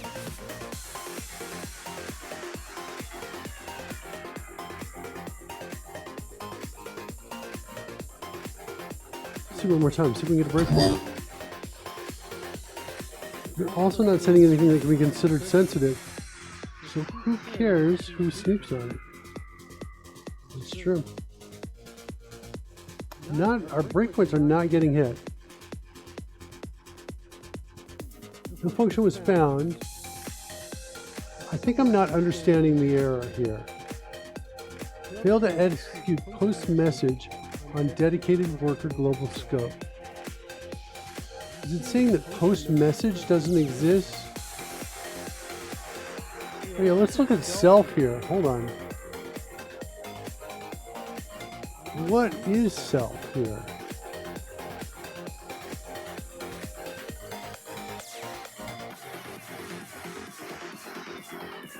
Self is the file? Is that what it is?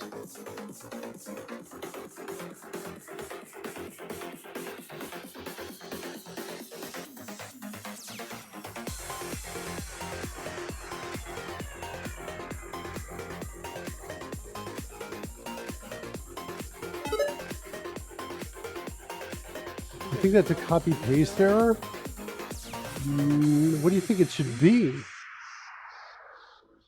Where's post message on? What's weird is it's getting, I've got a couple weird things here. One is no breakpoints are occurring at all.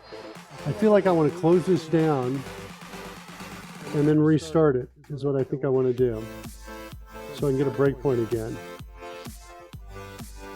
I'm going to do that.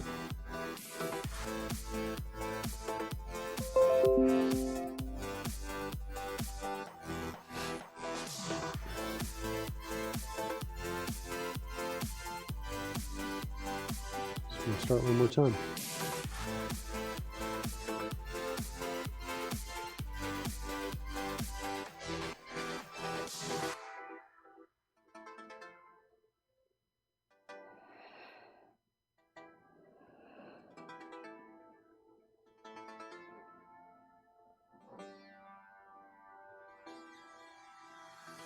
Okay, it's starting up.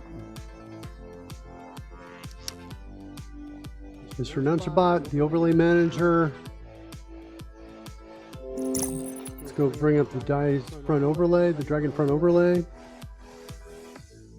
Use yourself as a local copy of this, ensure to, yeah, used to ensure scope. That's how I've seen it too. But I don't see.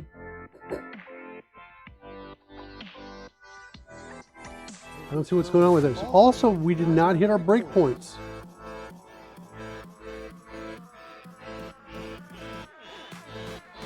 All right, well, that didn't help us. Just pausing debugger, but we are not stopping.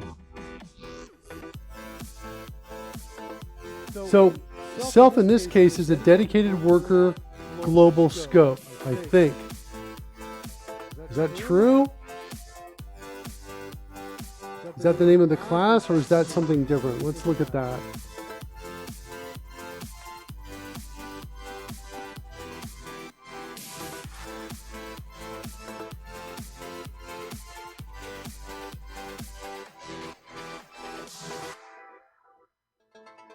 Okay, so we might be able to get a post message.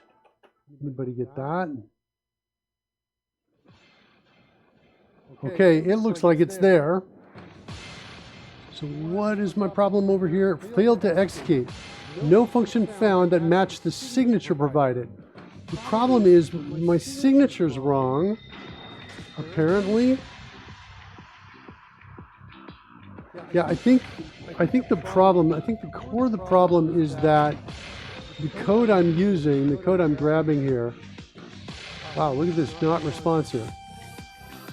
Why are we not responsive? Because we're in a breakpoint? We're not in a breakpoint. Wow, this is completely dead. Chrome is just frozen. Oh, there we go, is it coming back? Okay. You were looking. By the way, Cody Gorilla, you don't. You're good talking. Yeah. I don't think you need that. All right. So fine. Let's put it without it. Post message. Yeah, it was originally without it, but then I got an error on it, as I recall. I don't see it now. And that led me to go explore what was going on. I had this target origin that was not an optional. Yeah, there we go. There's my error. So there's my error. And that worked. Okay. So we need another message here to ignore. Looks like the technology we're working with is kind of new or cutting edge enough that, yeah. Because self is not typed, IntelliSense is showing you pretty much everything. So it's showing you the window, post, message signature. Oh, Coding Gorilla. That's incredibly valuable information. I did not know that. That's you, Coding Gorilla. You are awesome. Okay, so let's refresh that. Still, no diagonal line though, right? I'm gonna get it this time. Look at that. Look at that, taking forever to load. That's like kind of new. Is that because I'm starting up the new worker? Yeah, no diagonal line yet. I'm not seeing our diagonal line.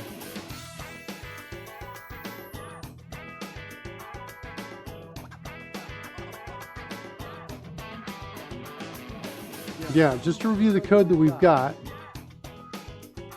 In front main, you create a new worker. You say it's going to grab that worker front.js code. Just confirm that that code gets out here in the source as well. That's, I think, in game dev, source, Dragon H, worker front. Yep, there's the code. Right there. If I can set a breakpoint here and it'll work.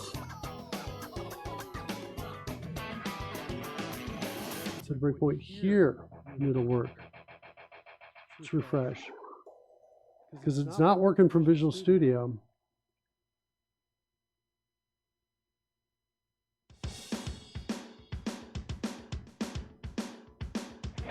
Nope, we did not hit any breakpoints.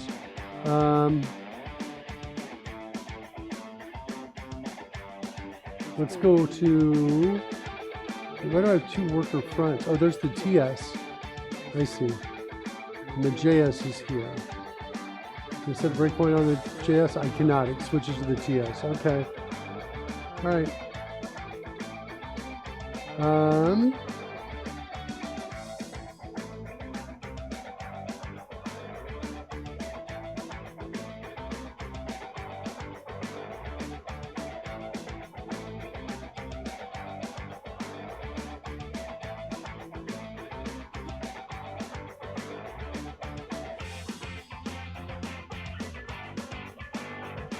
Put a breakpoint here. Refresh. You're broke at the point. I'm broke. I don't think I'm broken. I don't think I'm at any breakpoint.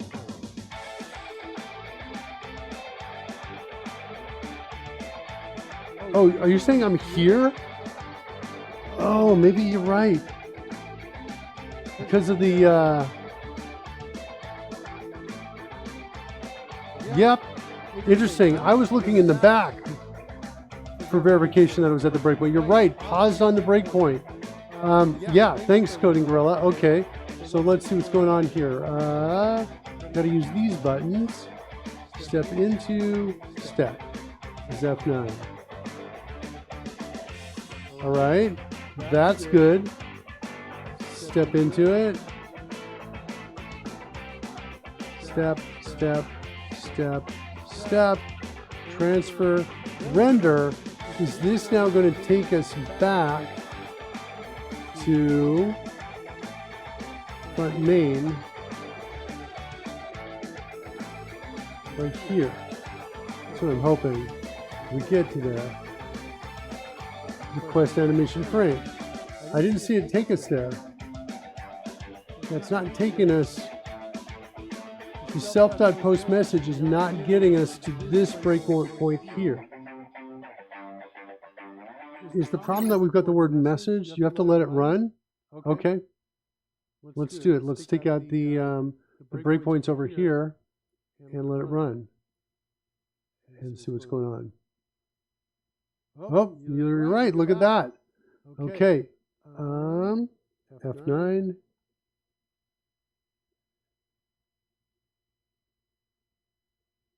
I'm not sure what's happening here, though.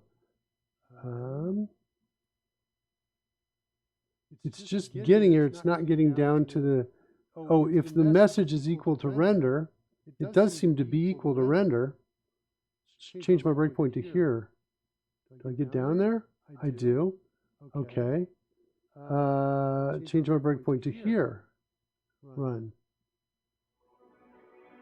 I never get down to here because it's not an instance of. So this code that I tried to add to get to the types safe kind of world is not working. That's our problem, it looks like. So it looks like we need to do this, more of this kind of thing. We're going to get, I think, an error here. There it is right there. And we come in with our TypeScript ignore. Going to do that. And is it all going to work now if I do that? Let's refresh. I have a feeling we're going to see that diagonal line now.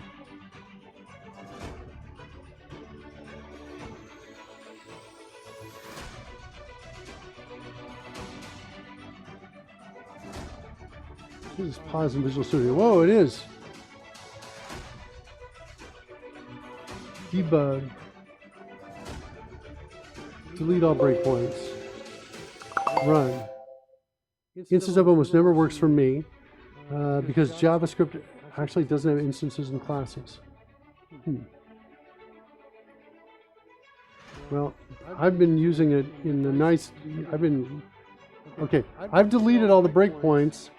Is the problem that I still have a breakpoint over here? Is that what's going on? That might be my problem. I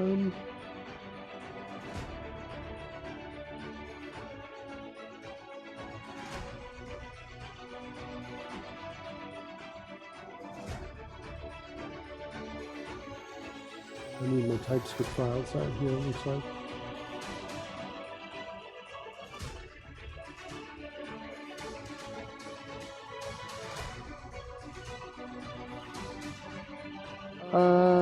I'm trying to figure this out. Emitter, it's like I'm missing files. Why am I missing files? Scroll down on that right side window, there's a list of all your breakpoints.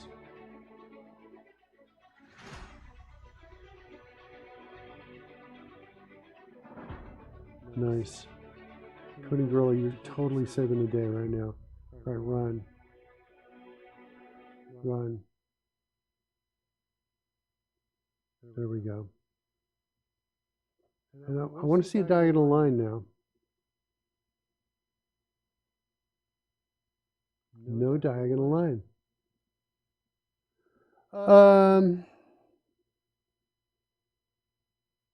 Breakpoint here. Yep, we get it. We hit the breakpoint.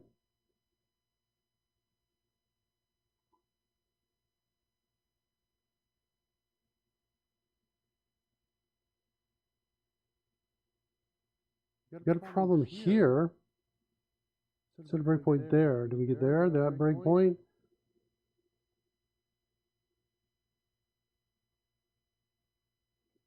F9.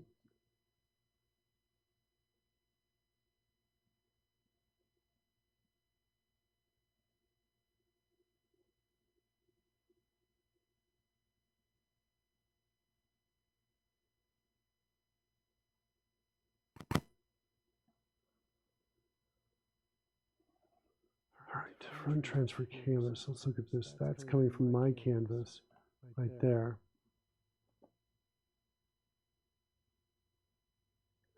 I've kind of misnamed this. This should be the front transfer context, not the front transfer canvas. Transfer from image bitmap.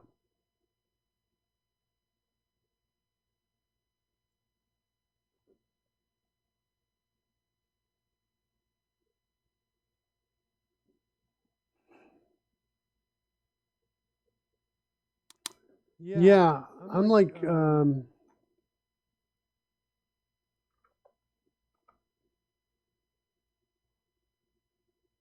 what's the error say here? I wonder if we've got errors over in,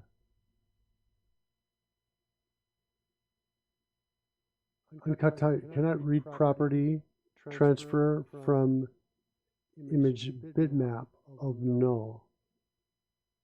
Front transfer canvas is gone? That's weird. Yeah, maybe. That's maybe what it looks like is going on. Let's do this and refresh.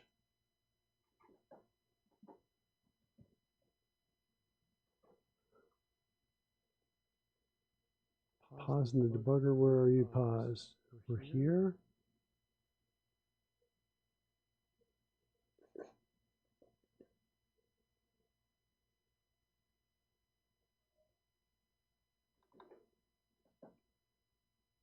Yep, it's null.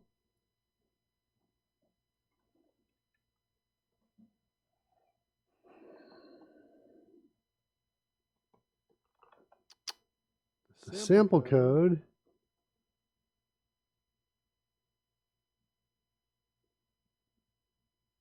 is here. What we did is we used get. We didn't use. I haven't used query selector. I'm not sure what that does. I just assumed that I could call get context on a valid canvas that I already had on the document. So I've got a document. I've got a canvas called My Front Canvas with that ID on the document, and this is how I've been drawing and grabbing before.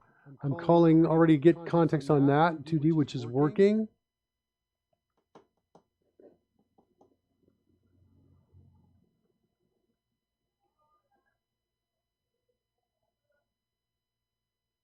So you're right, it's not working.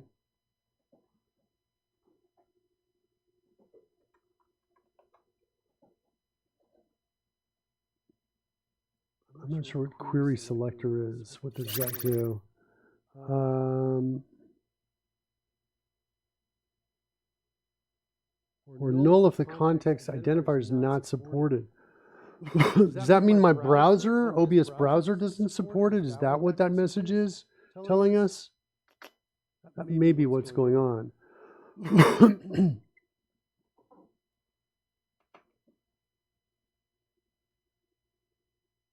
Let's turn off our breakpoint there. What do you think about that, Coding Gorilla? If it's returning null,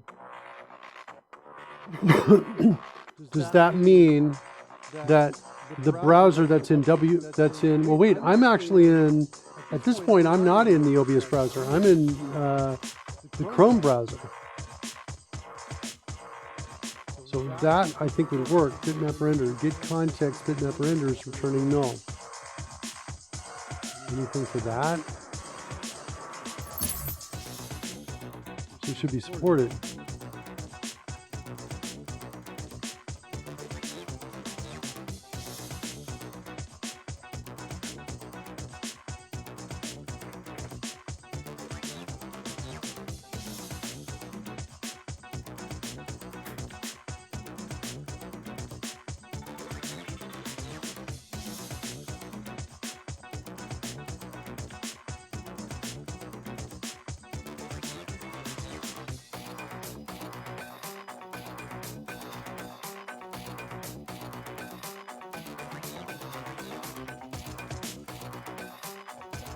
What is disheartening is the errors were in countering, or the help that were, the errors that we're encountering in the help searches that we're performing on the text of those error messages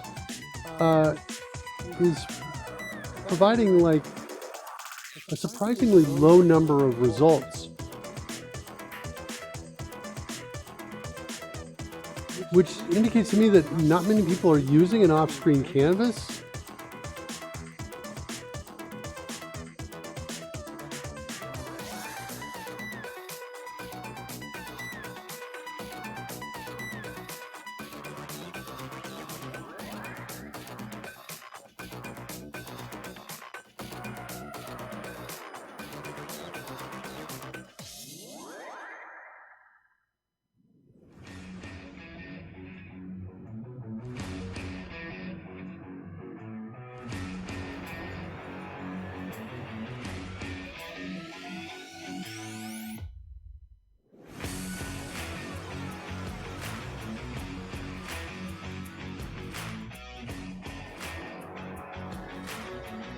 That's good news. That's like important information. That's different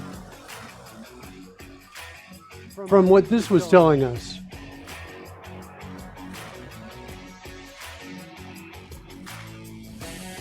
All right. So I'm kind of calling this a dead end. This technique to be able to get additional context on a canvas is, I think, not going to work for us. I think we're now looking back at kind of this easier solution, which for us is going to actually involve way more work to see if it works. We're calling canvas.transfer control to off screen.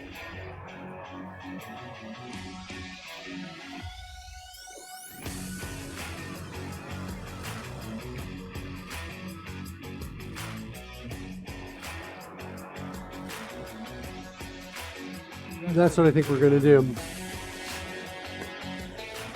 Now things are going to get nasty, because it's a lot of changes to make all of this work, I think.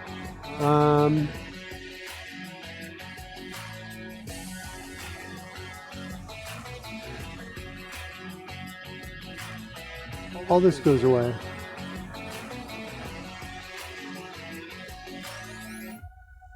From there to there, we're going to get rid of that. I'm going to throw it in a comment.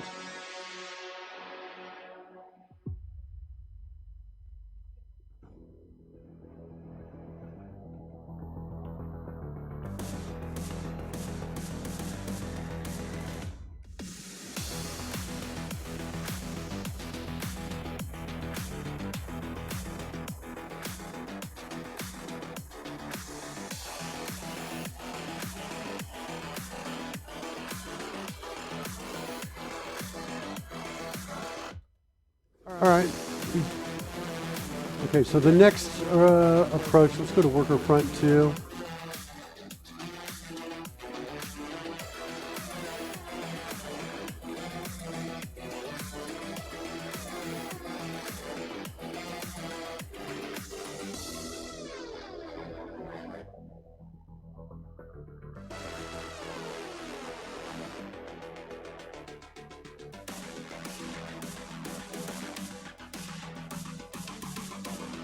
Okay.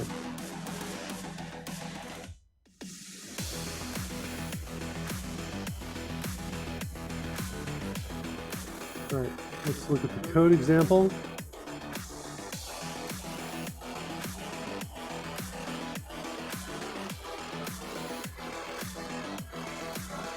So I'm looking at from here to here.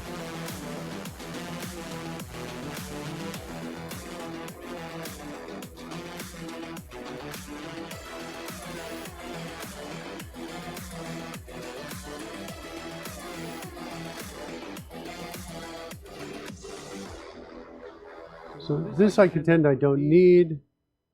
I need to take canvas, replace it with my canvas.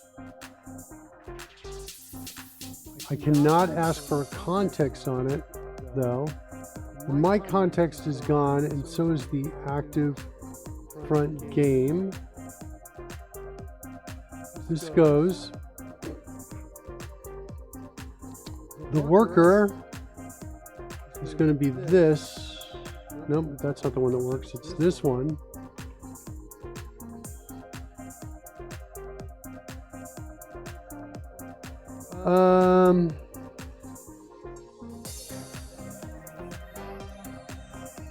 I need the TS ignore line here.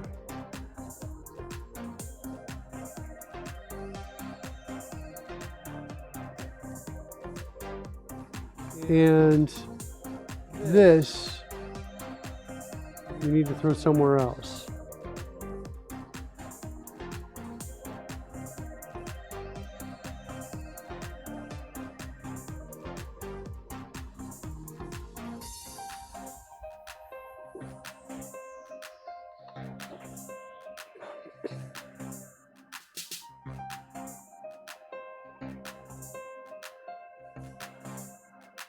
And I think that's going to come over here in the worker. That's where I think it's going to go. Let's see. Can we make this work? I'm going to hit another dead end. Chrome is like dead. Totally frozen right now. There it is.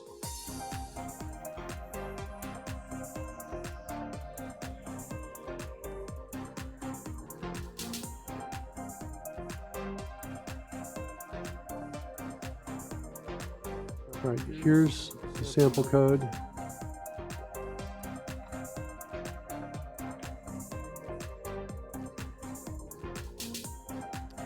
I think my active, I think it goes like this.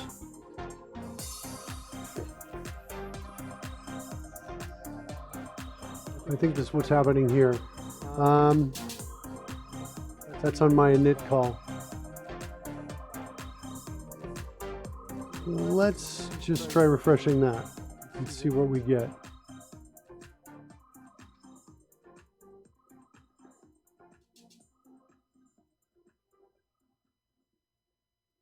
Yeah, nothing is drawing. What are our errors here? Every property of run of undefined.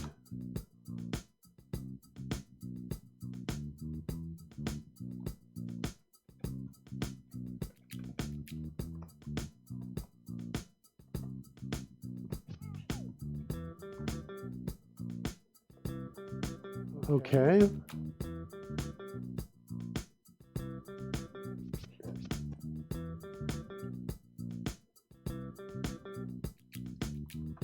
Active front game is not defined. Active front game. It's in the globals, but it can't see globals from here.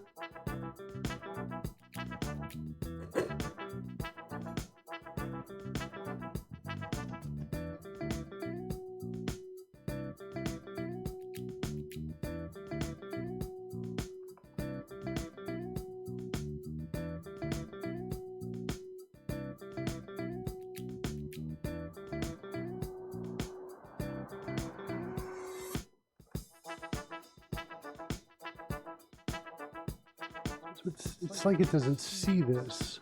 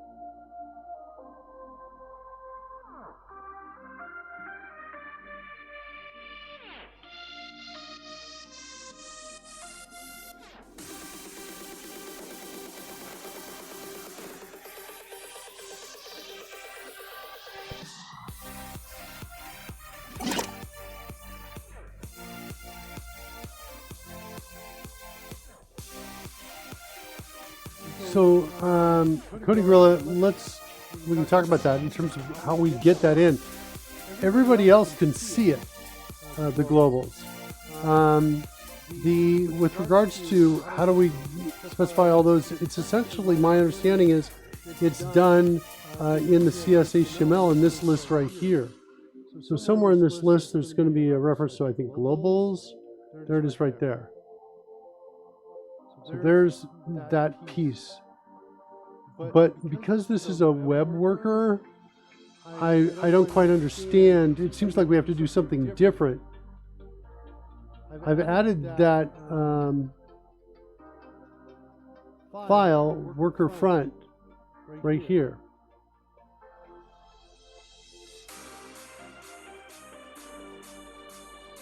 So that file is here after the global, the reference to globals.js right there. So, in fact, if I drill into it from here, Visual Studio says, oh yeah, I can find that. There's the Dragon Front game. Everyone else can see because globals are attached to the window object, but the web worker is not associated with the global window. So that's what I guess my question is, how do I get the web worker to be able to see that?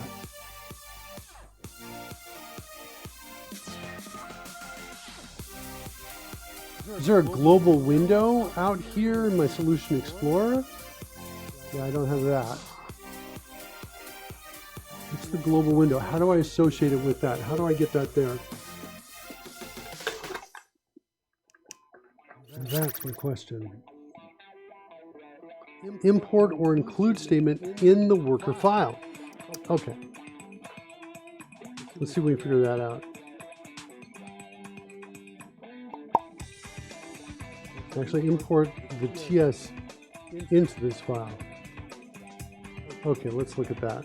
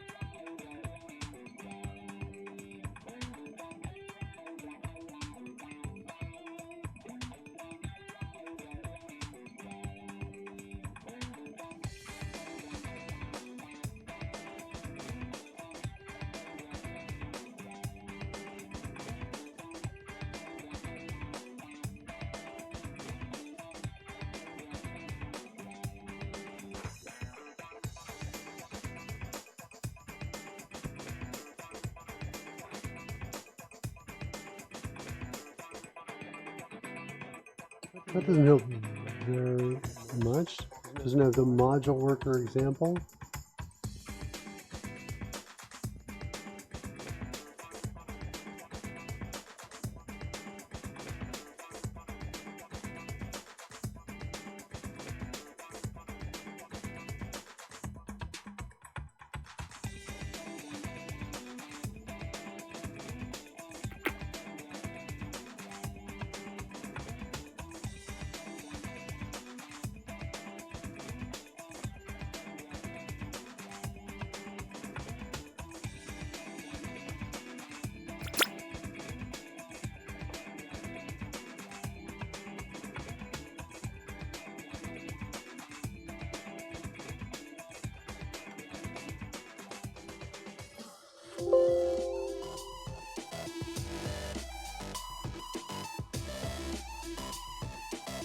Yeah, I'm like, why isn't this getting me to the right spot here?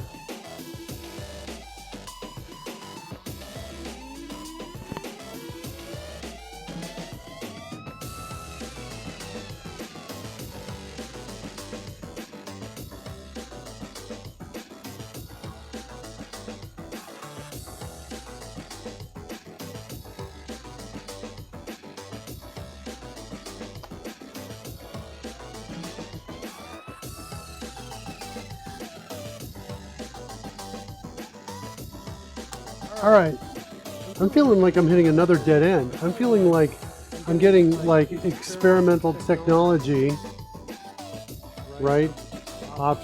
Pieces here. I'm getting code example code that's not working. And I'm feeling like I just got to step away from this right now. And we just saw in the Stack Overflow that this has just come out in February of 2020, right here, module workers for Chrome 80. So I'm feeling like I'm backing out of this. That's what I'm doing. It's a little disappointing, right? I thought that we were going to be able to get some gains, but no, that's not the case. So let's back out of this.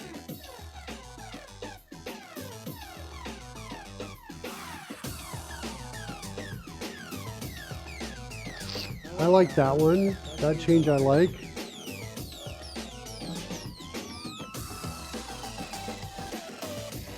That one I don't.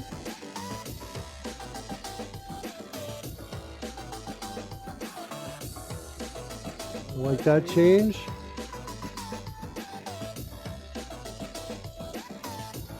I think I'm backing out of everything. I think I'm just going to discard this. Any point in saving this work?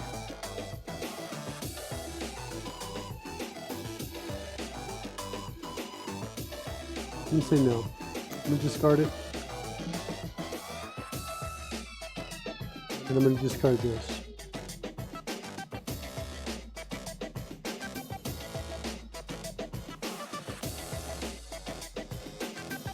All right, and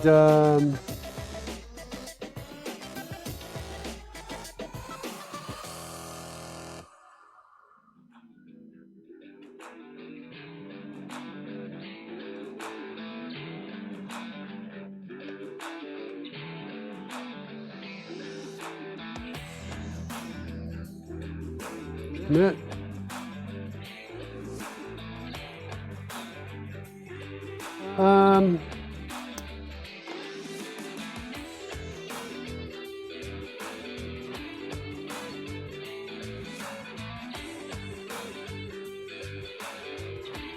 Close this down one more time. I want to actually also similarly upgrade the okay, so let's look at our front main. There's the old front main that we started with, and I wanted to go to, oh wait, I only have TypeScript. I don't have any TypeScript here. I was thinking there was one more TypeScript thing to another TypeScript project, but this one does not have any TypeScript in it. Okay, cool. All right.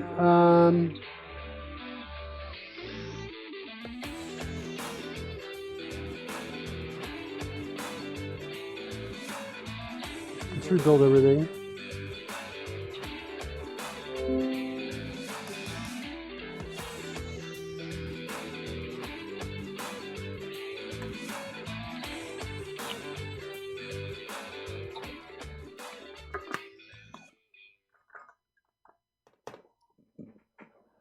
So we're going to use a little more of a brute force kind of a clunkier approach to trying to solve the dice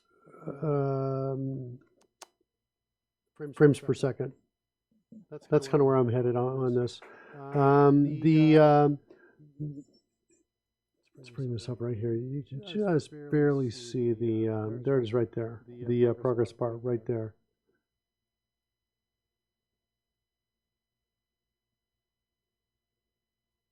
As it goes through and does the build. There's the progress bar. I think what we'll do is do a little, it's a cruder approach, but the idea is we're going to kind of try to know what's working and on the pieces that are working. Hold on though. I'm like I want to keep coming in here and attack this again. So offscreenCanvas is one thing, but I think there's an ability to, it's not an offscreenCanvas, but it's a JS multiple canvas drawing optimize performance. I think there's an older technique for doing this.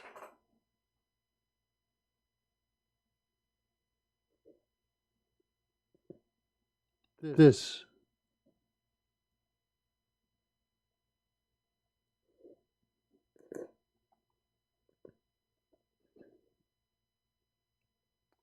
This one. Right here. I think this can work for us. Files locked. It's locked by Visual Studio, in my experience. Let me shut down Visual Studio. That happens sometimes when I'm debugging.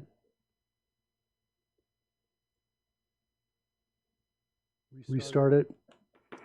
This looks like it's got potential. Right there.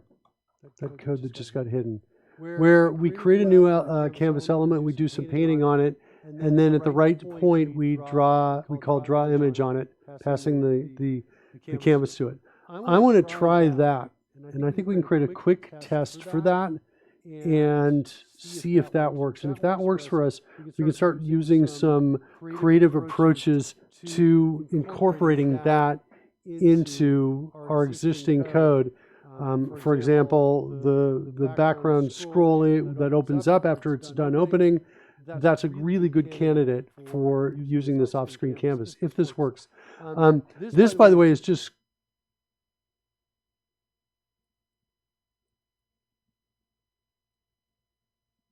This is really funny. This is called, this I'm pretty sure is just using the JavaScript technique of declaring their own variable. I don't think there's actually a variable called offscreenCanvas. I think this example code is just creating its own variable here and then passing it in here in draw image. That's what I think it's doing. I think it's, I'm not sure if the right word is coincidence, that it's matching our the other off-screen canvas type that we were working with moments ago that failed. I think this has got a shot of working. It definitely looks different and certainly way more straightforward. All right, let's do this again, another build.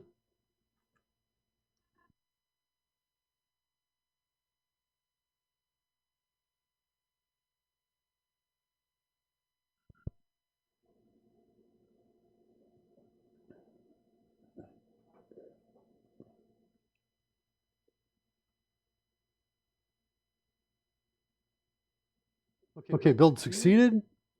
Good. Let's start up the pieces. 1,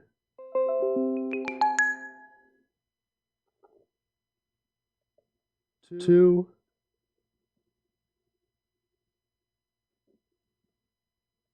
3. Now we're going to refresh the overlays on the stream.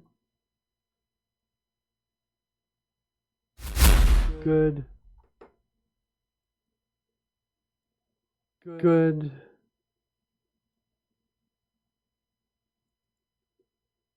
And there's the back overlay. Also going to refresh the drone game.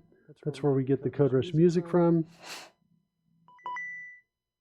Everything's refreshed. Let's start up CodeRush music. That's working.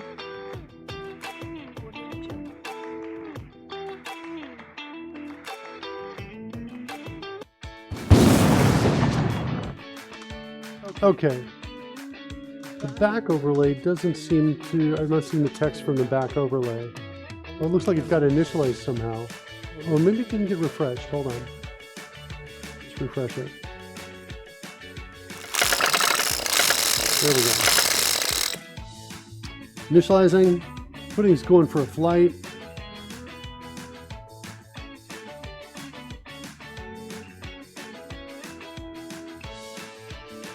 All right, initialization looks complete.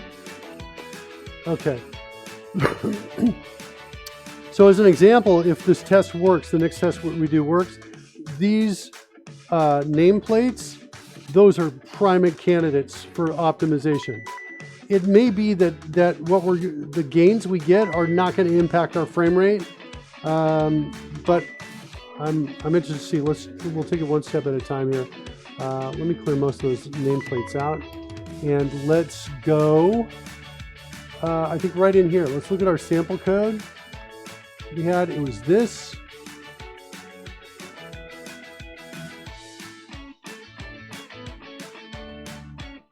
So my canvas.offscreenCanvas. Yeah, it doesn't see it. Document create element canvas. Billy Wow is now following. Thanks, Billy, for the follow. The true question is, who are Cornelia and Thomasina, and why haven't we seen them yet? Those are characters from my wife's version of the show. Are you planning on exploding lady soon? No, but there's an all-female version of Dragon Humpers that is in the works. My wife is producing that show, and if you go out there and follow, when they go live, you'll see them. So here we go. Get context, draw image, off-screen canvas. Yeah.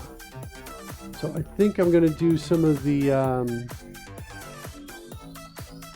think it's TS ignore.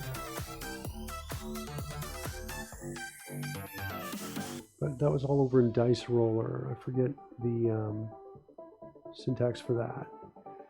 There it is right there. It's an @ symbol in front of it.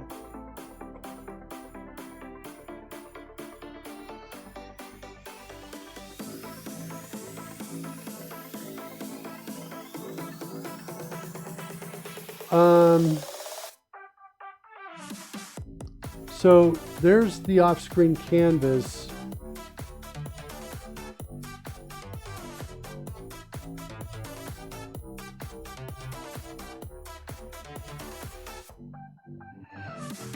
Yeah, it's not going to find a type on that thing.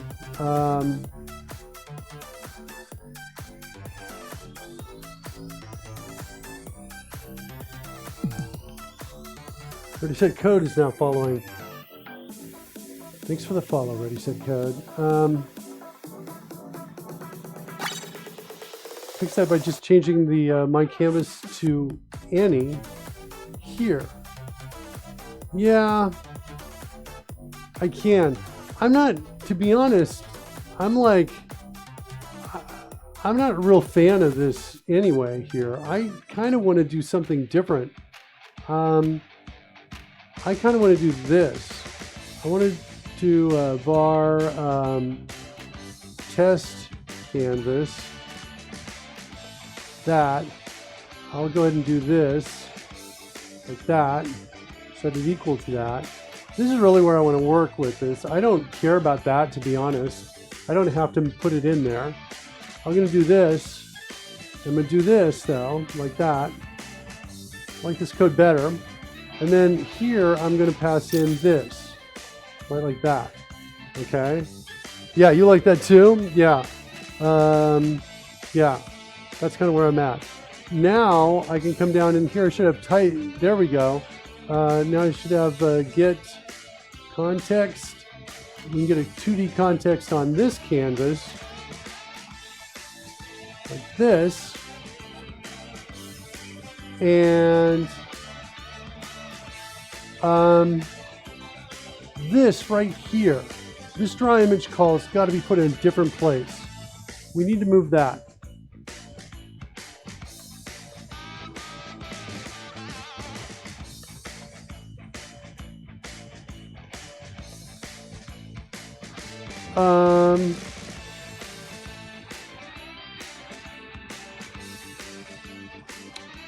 We need to get the context here. This is going to be something that looks like this. Test context, and now my test context, I'm going to just draw it once here. I'm going to say move to 0, 0. We're going to say test context.line to 1920. Isn't it funny? Like, I'm writing code so much faster now. It's so much more straightforward than the other stuff I was trying to figure out. It wasn't working right. We had all of those blocks and problems in it. Stroke style, set that equal to red. Like that. And line thickness, is that what it is? Line width, set that equal to 6. And then I'm going to say stroke, like that. Okay, so now we've just drawn a diagonal red line across the text context. That's what we've done. It's associated with the canvas. That means this call in the right place should draw it, should draw that line across. And I contend that the place that I want to do that is inside Dragon Front Game.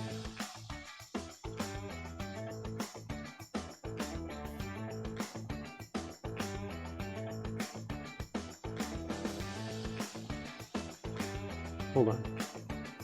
I'm going to grab all of this. We're going into Dragon Front Game to do this.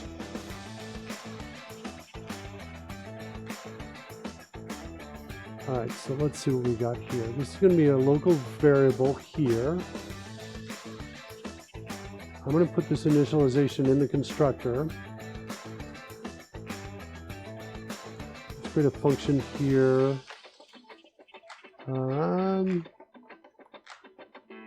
Call it initialize.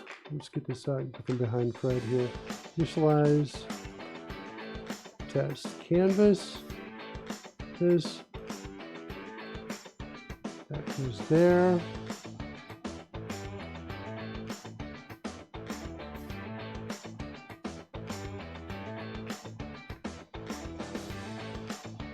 This dot, don't need that anymore. Okay. This call needs to still go in the same right place. I'm just going to throw a marker there.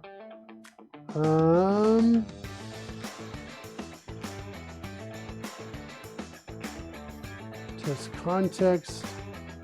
Go here. That. Down here, we're going to create the context.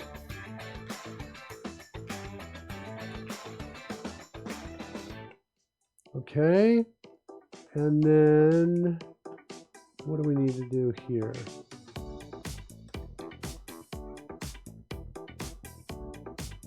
Did I take away my shoot?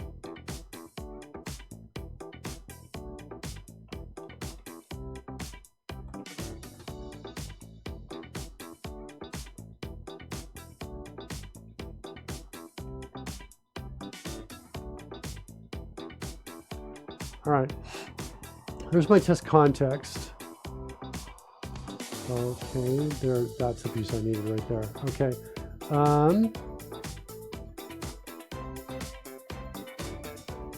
Okay. Much better. Now we're going to move this into the update screen call right here. And we'll see if we get a big diagonal line drawn across.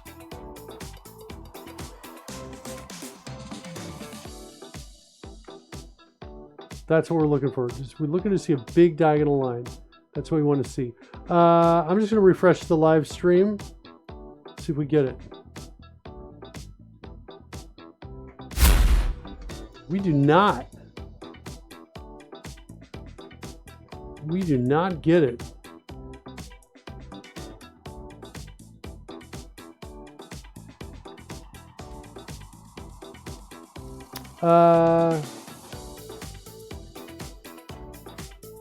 Shut everything down to start trying to run it again so we can step through it. Oh, you know what I forgot to call? I didn't call initialize test canvas. That's my problem. This dot initialize test canvas. Like that. That's in my constructor. Let's try it again. Come on. I want this to work. There we go. There we go. All right, so this is super kind of fun and interesting now. Because now I've got something I can hold on to and work with here.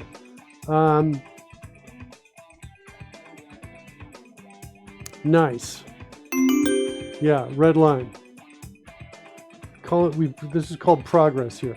So now what's cool about this is that things that update less frequently, like the name tags, can be put inside of here and only updated when they change. And then after that, we just simply draw the whole piece over onto it. That's what I want to do. We need to first see if there's going to be... The best way to test this is if we were color shifting the name tags. 2 hours, 1,000 lines of code, and we got a red line, coding gorilla. I know. We got a red line. The red line is a sign of hope, though. It's a light. It's a light at the end of the tunnel. That's what I think we've got here. I'll tell you what. I'm going to go take a bio break, and I'm going to get back. I'm going to come back in like about a minute. I'll be right back. When we come back, we'll try taking an attack on this and see if we can actually get some good code written. Be right back.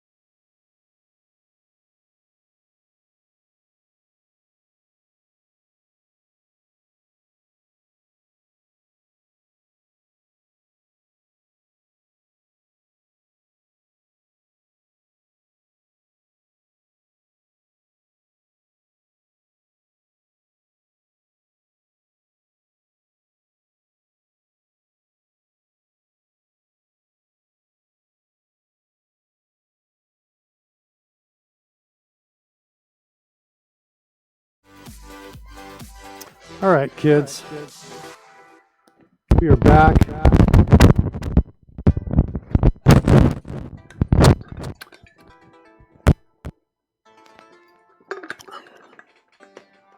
All right, let's do this. We're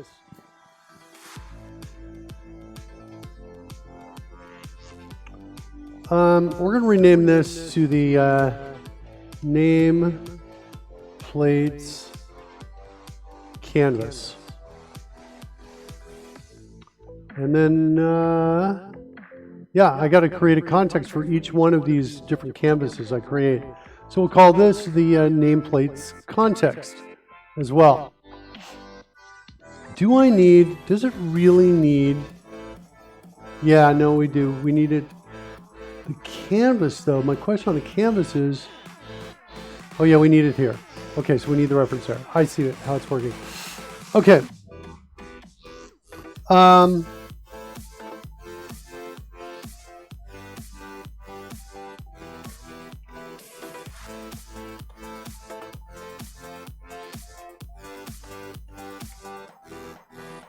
Let's do it one more time. We're going to refresh it one more time. Make it pretty hard to see, that diagonal line.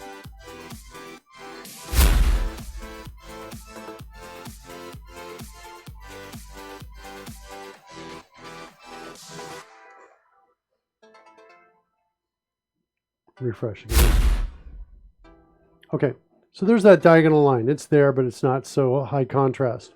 Good.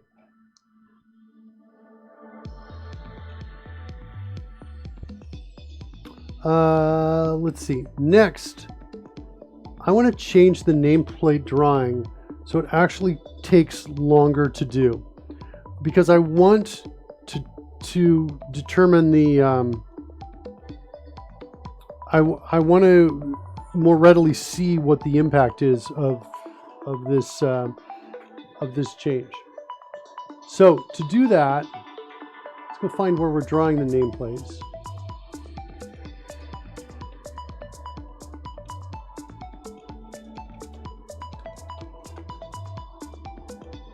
Show nameplates.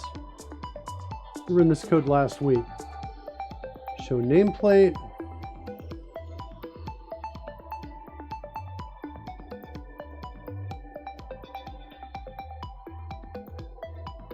Today I learned that color shifting, context switching, a context 15 times in a draw frame sucks up the GPU. So that's kind of where I want to go back to. I want to go back to that.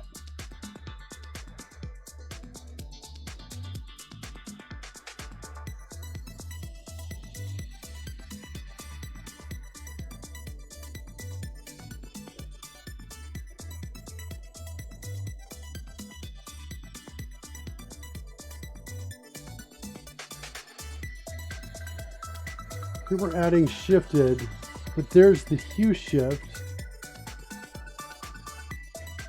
Oh, we had a manual hue shift on this, is what we had. Let's go figure that out. The manual hue shift. Now the original code on this, I wonder if I can go back and find it. This is Dragon Front Game.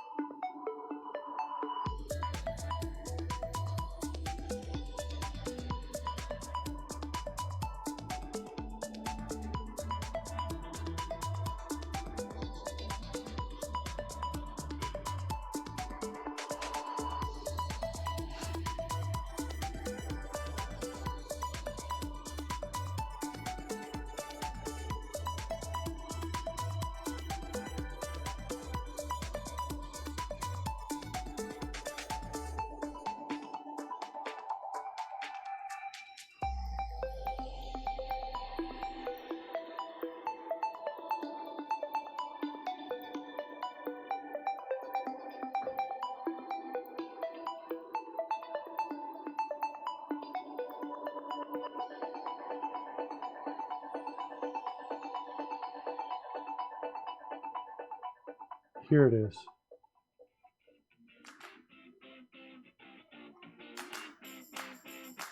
Right here. We did a save filter, and then we restored the filter. So these are the lines of code that I deleted. What did we copy those? Okay. Put those back in the Today I Learned. All right, so there's the first part. And then these two lines of code here for the second part.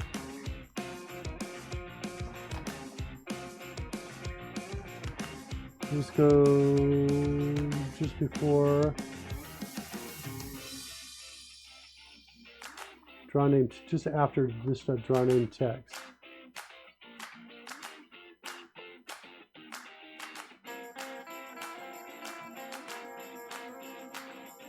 I think I need some other pieces here.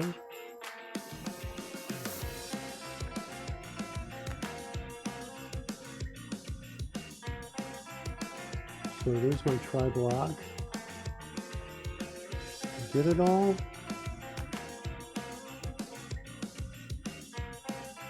Yeah, I think I got it correctly. So now we should see, if we refresh, we should see some color shifting. Before we do that, let's bring up the FPS window now. We turn everything to 30 frames a second here. That's what we're dealing with. What's our GPU? High. GPU is high. Okay, so the most we can do is 20 frames a second here. Let's refresh and see with the color shifting, we should expect that to drop.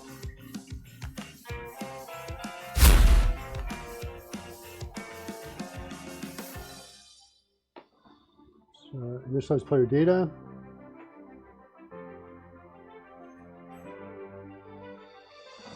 Turn on the window in the front.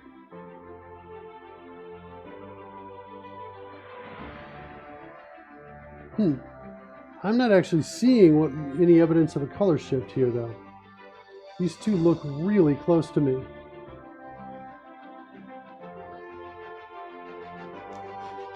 You have to teach, Karen? You about to teach? How long are you? You're about 9 minutes away? Okay. No worries, I'll be done soon.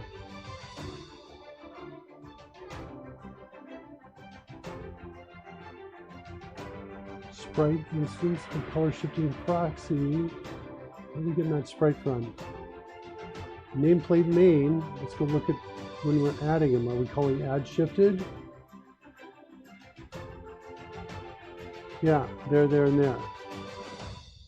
Those are definitely color shifted. There should be. Even though there's not a lot of color in there, we should definitely see those shifted, because the brown is kind of like between a red and an orange. There's just low saturation. So we should see it.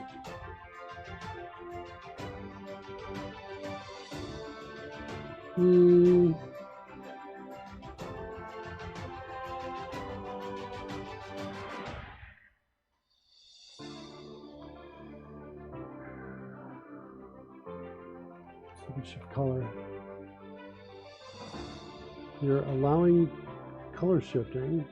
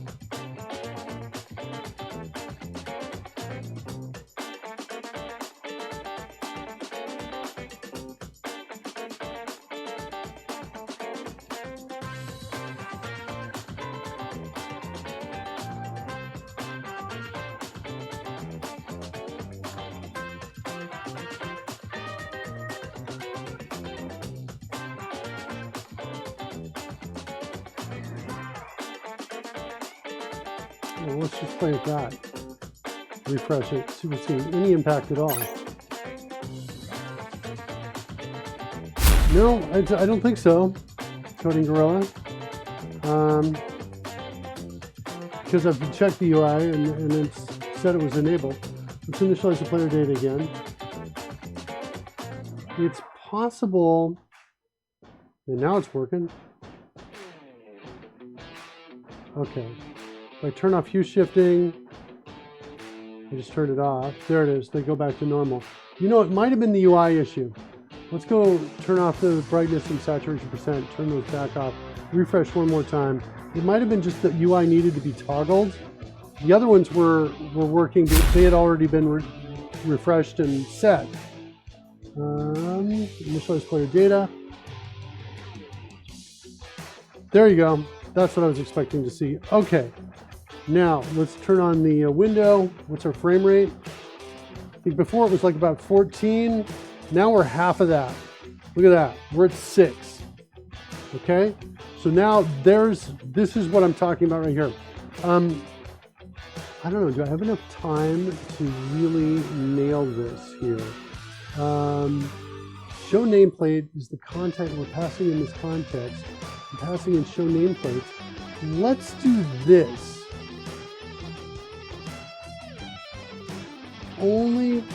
Let's rename this to draw nameplates. Okay.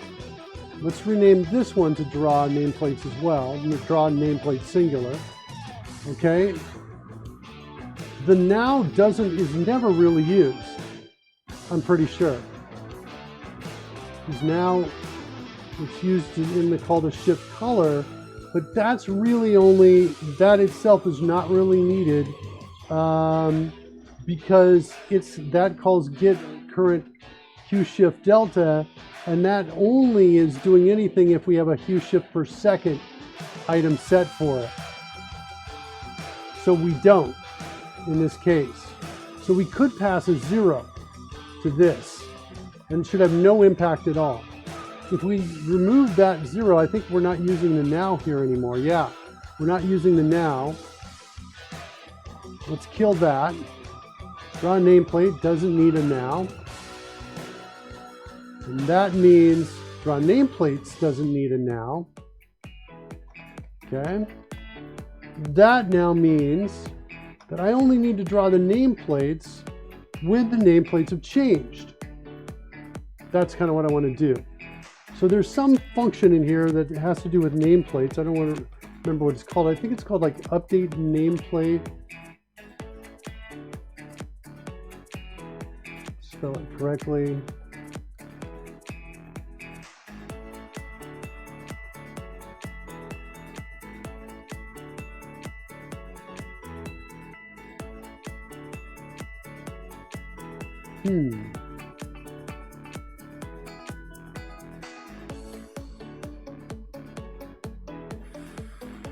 Maybe it's not here. When do the nameplates change?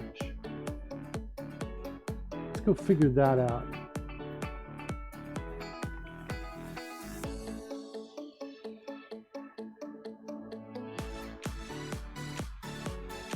When we go in combat or not. So when the combat changes,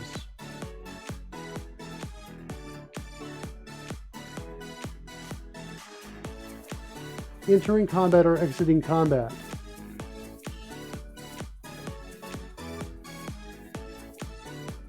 Oops, we're in Dragon Game. We're in the Ancestor. I want to get to the descendant of that.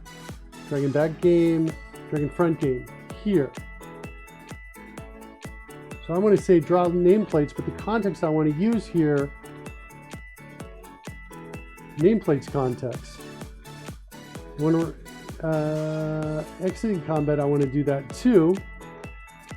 And I want to do that when the player data changes. I think there's something in here called player data changes.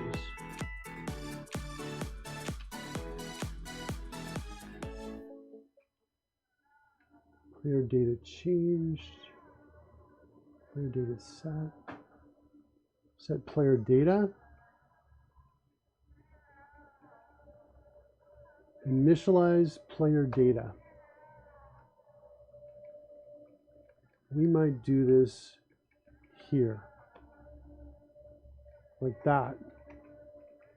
And so now, if those are right, roughly right, then we should see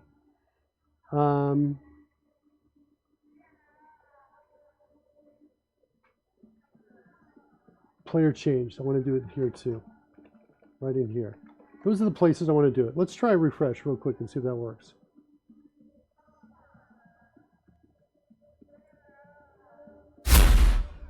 And Kieran's about to start teaching, so we're going to raid you if this fails or if it succeeds. Are you doing a show right now? Yep. I'm about to close it down. How are we doing? Looks like we're still going pretty slowly. Oh, because we're still in our screen. Hold on. Kill that one more time. And I'll mute when Karen goes live and starts doing it. So you'll just hear music and watch me test. And then I'm going to go raid you guys out to somebody on the Live Coders team.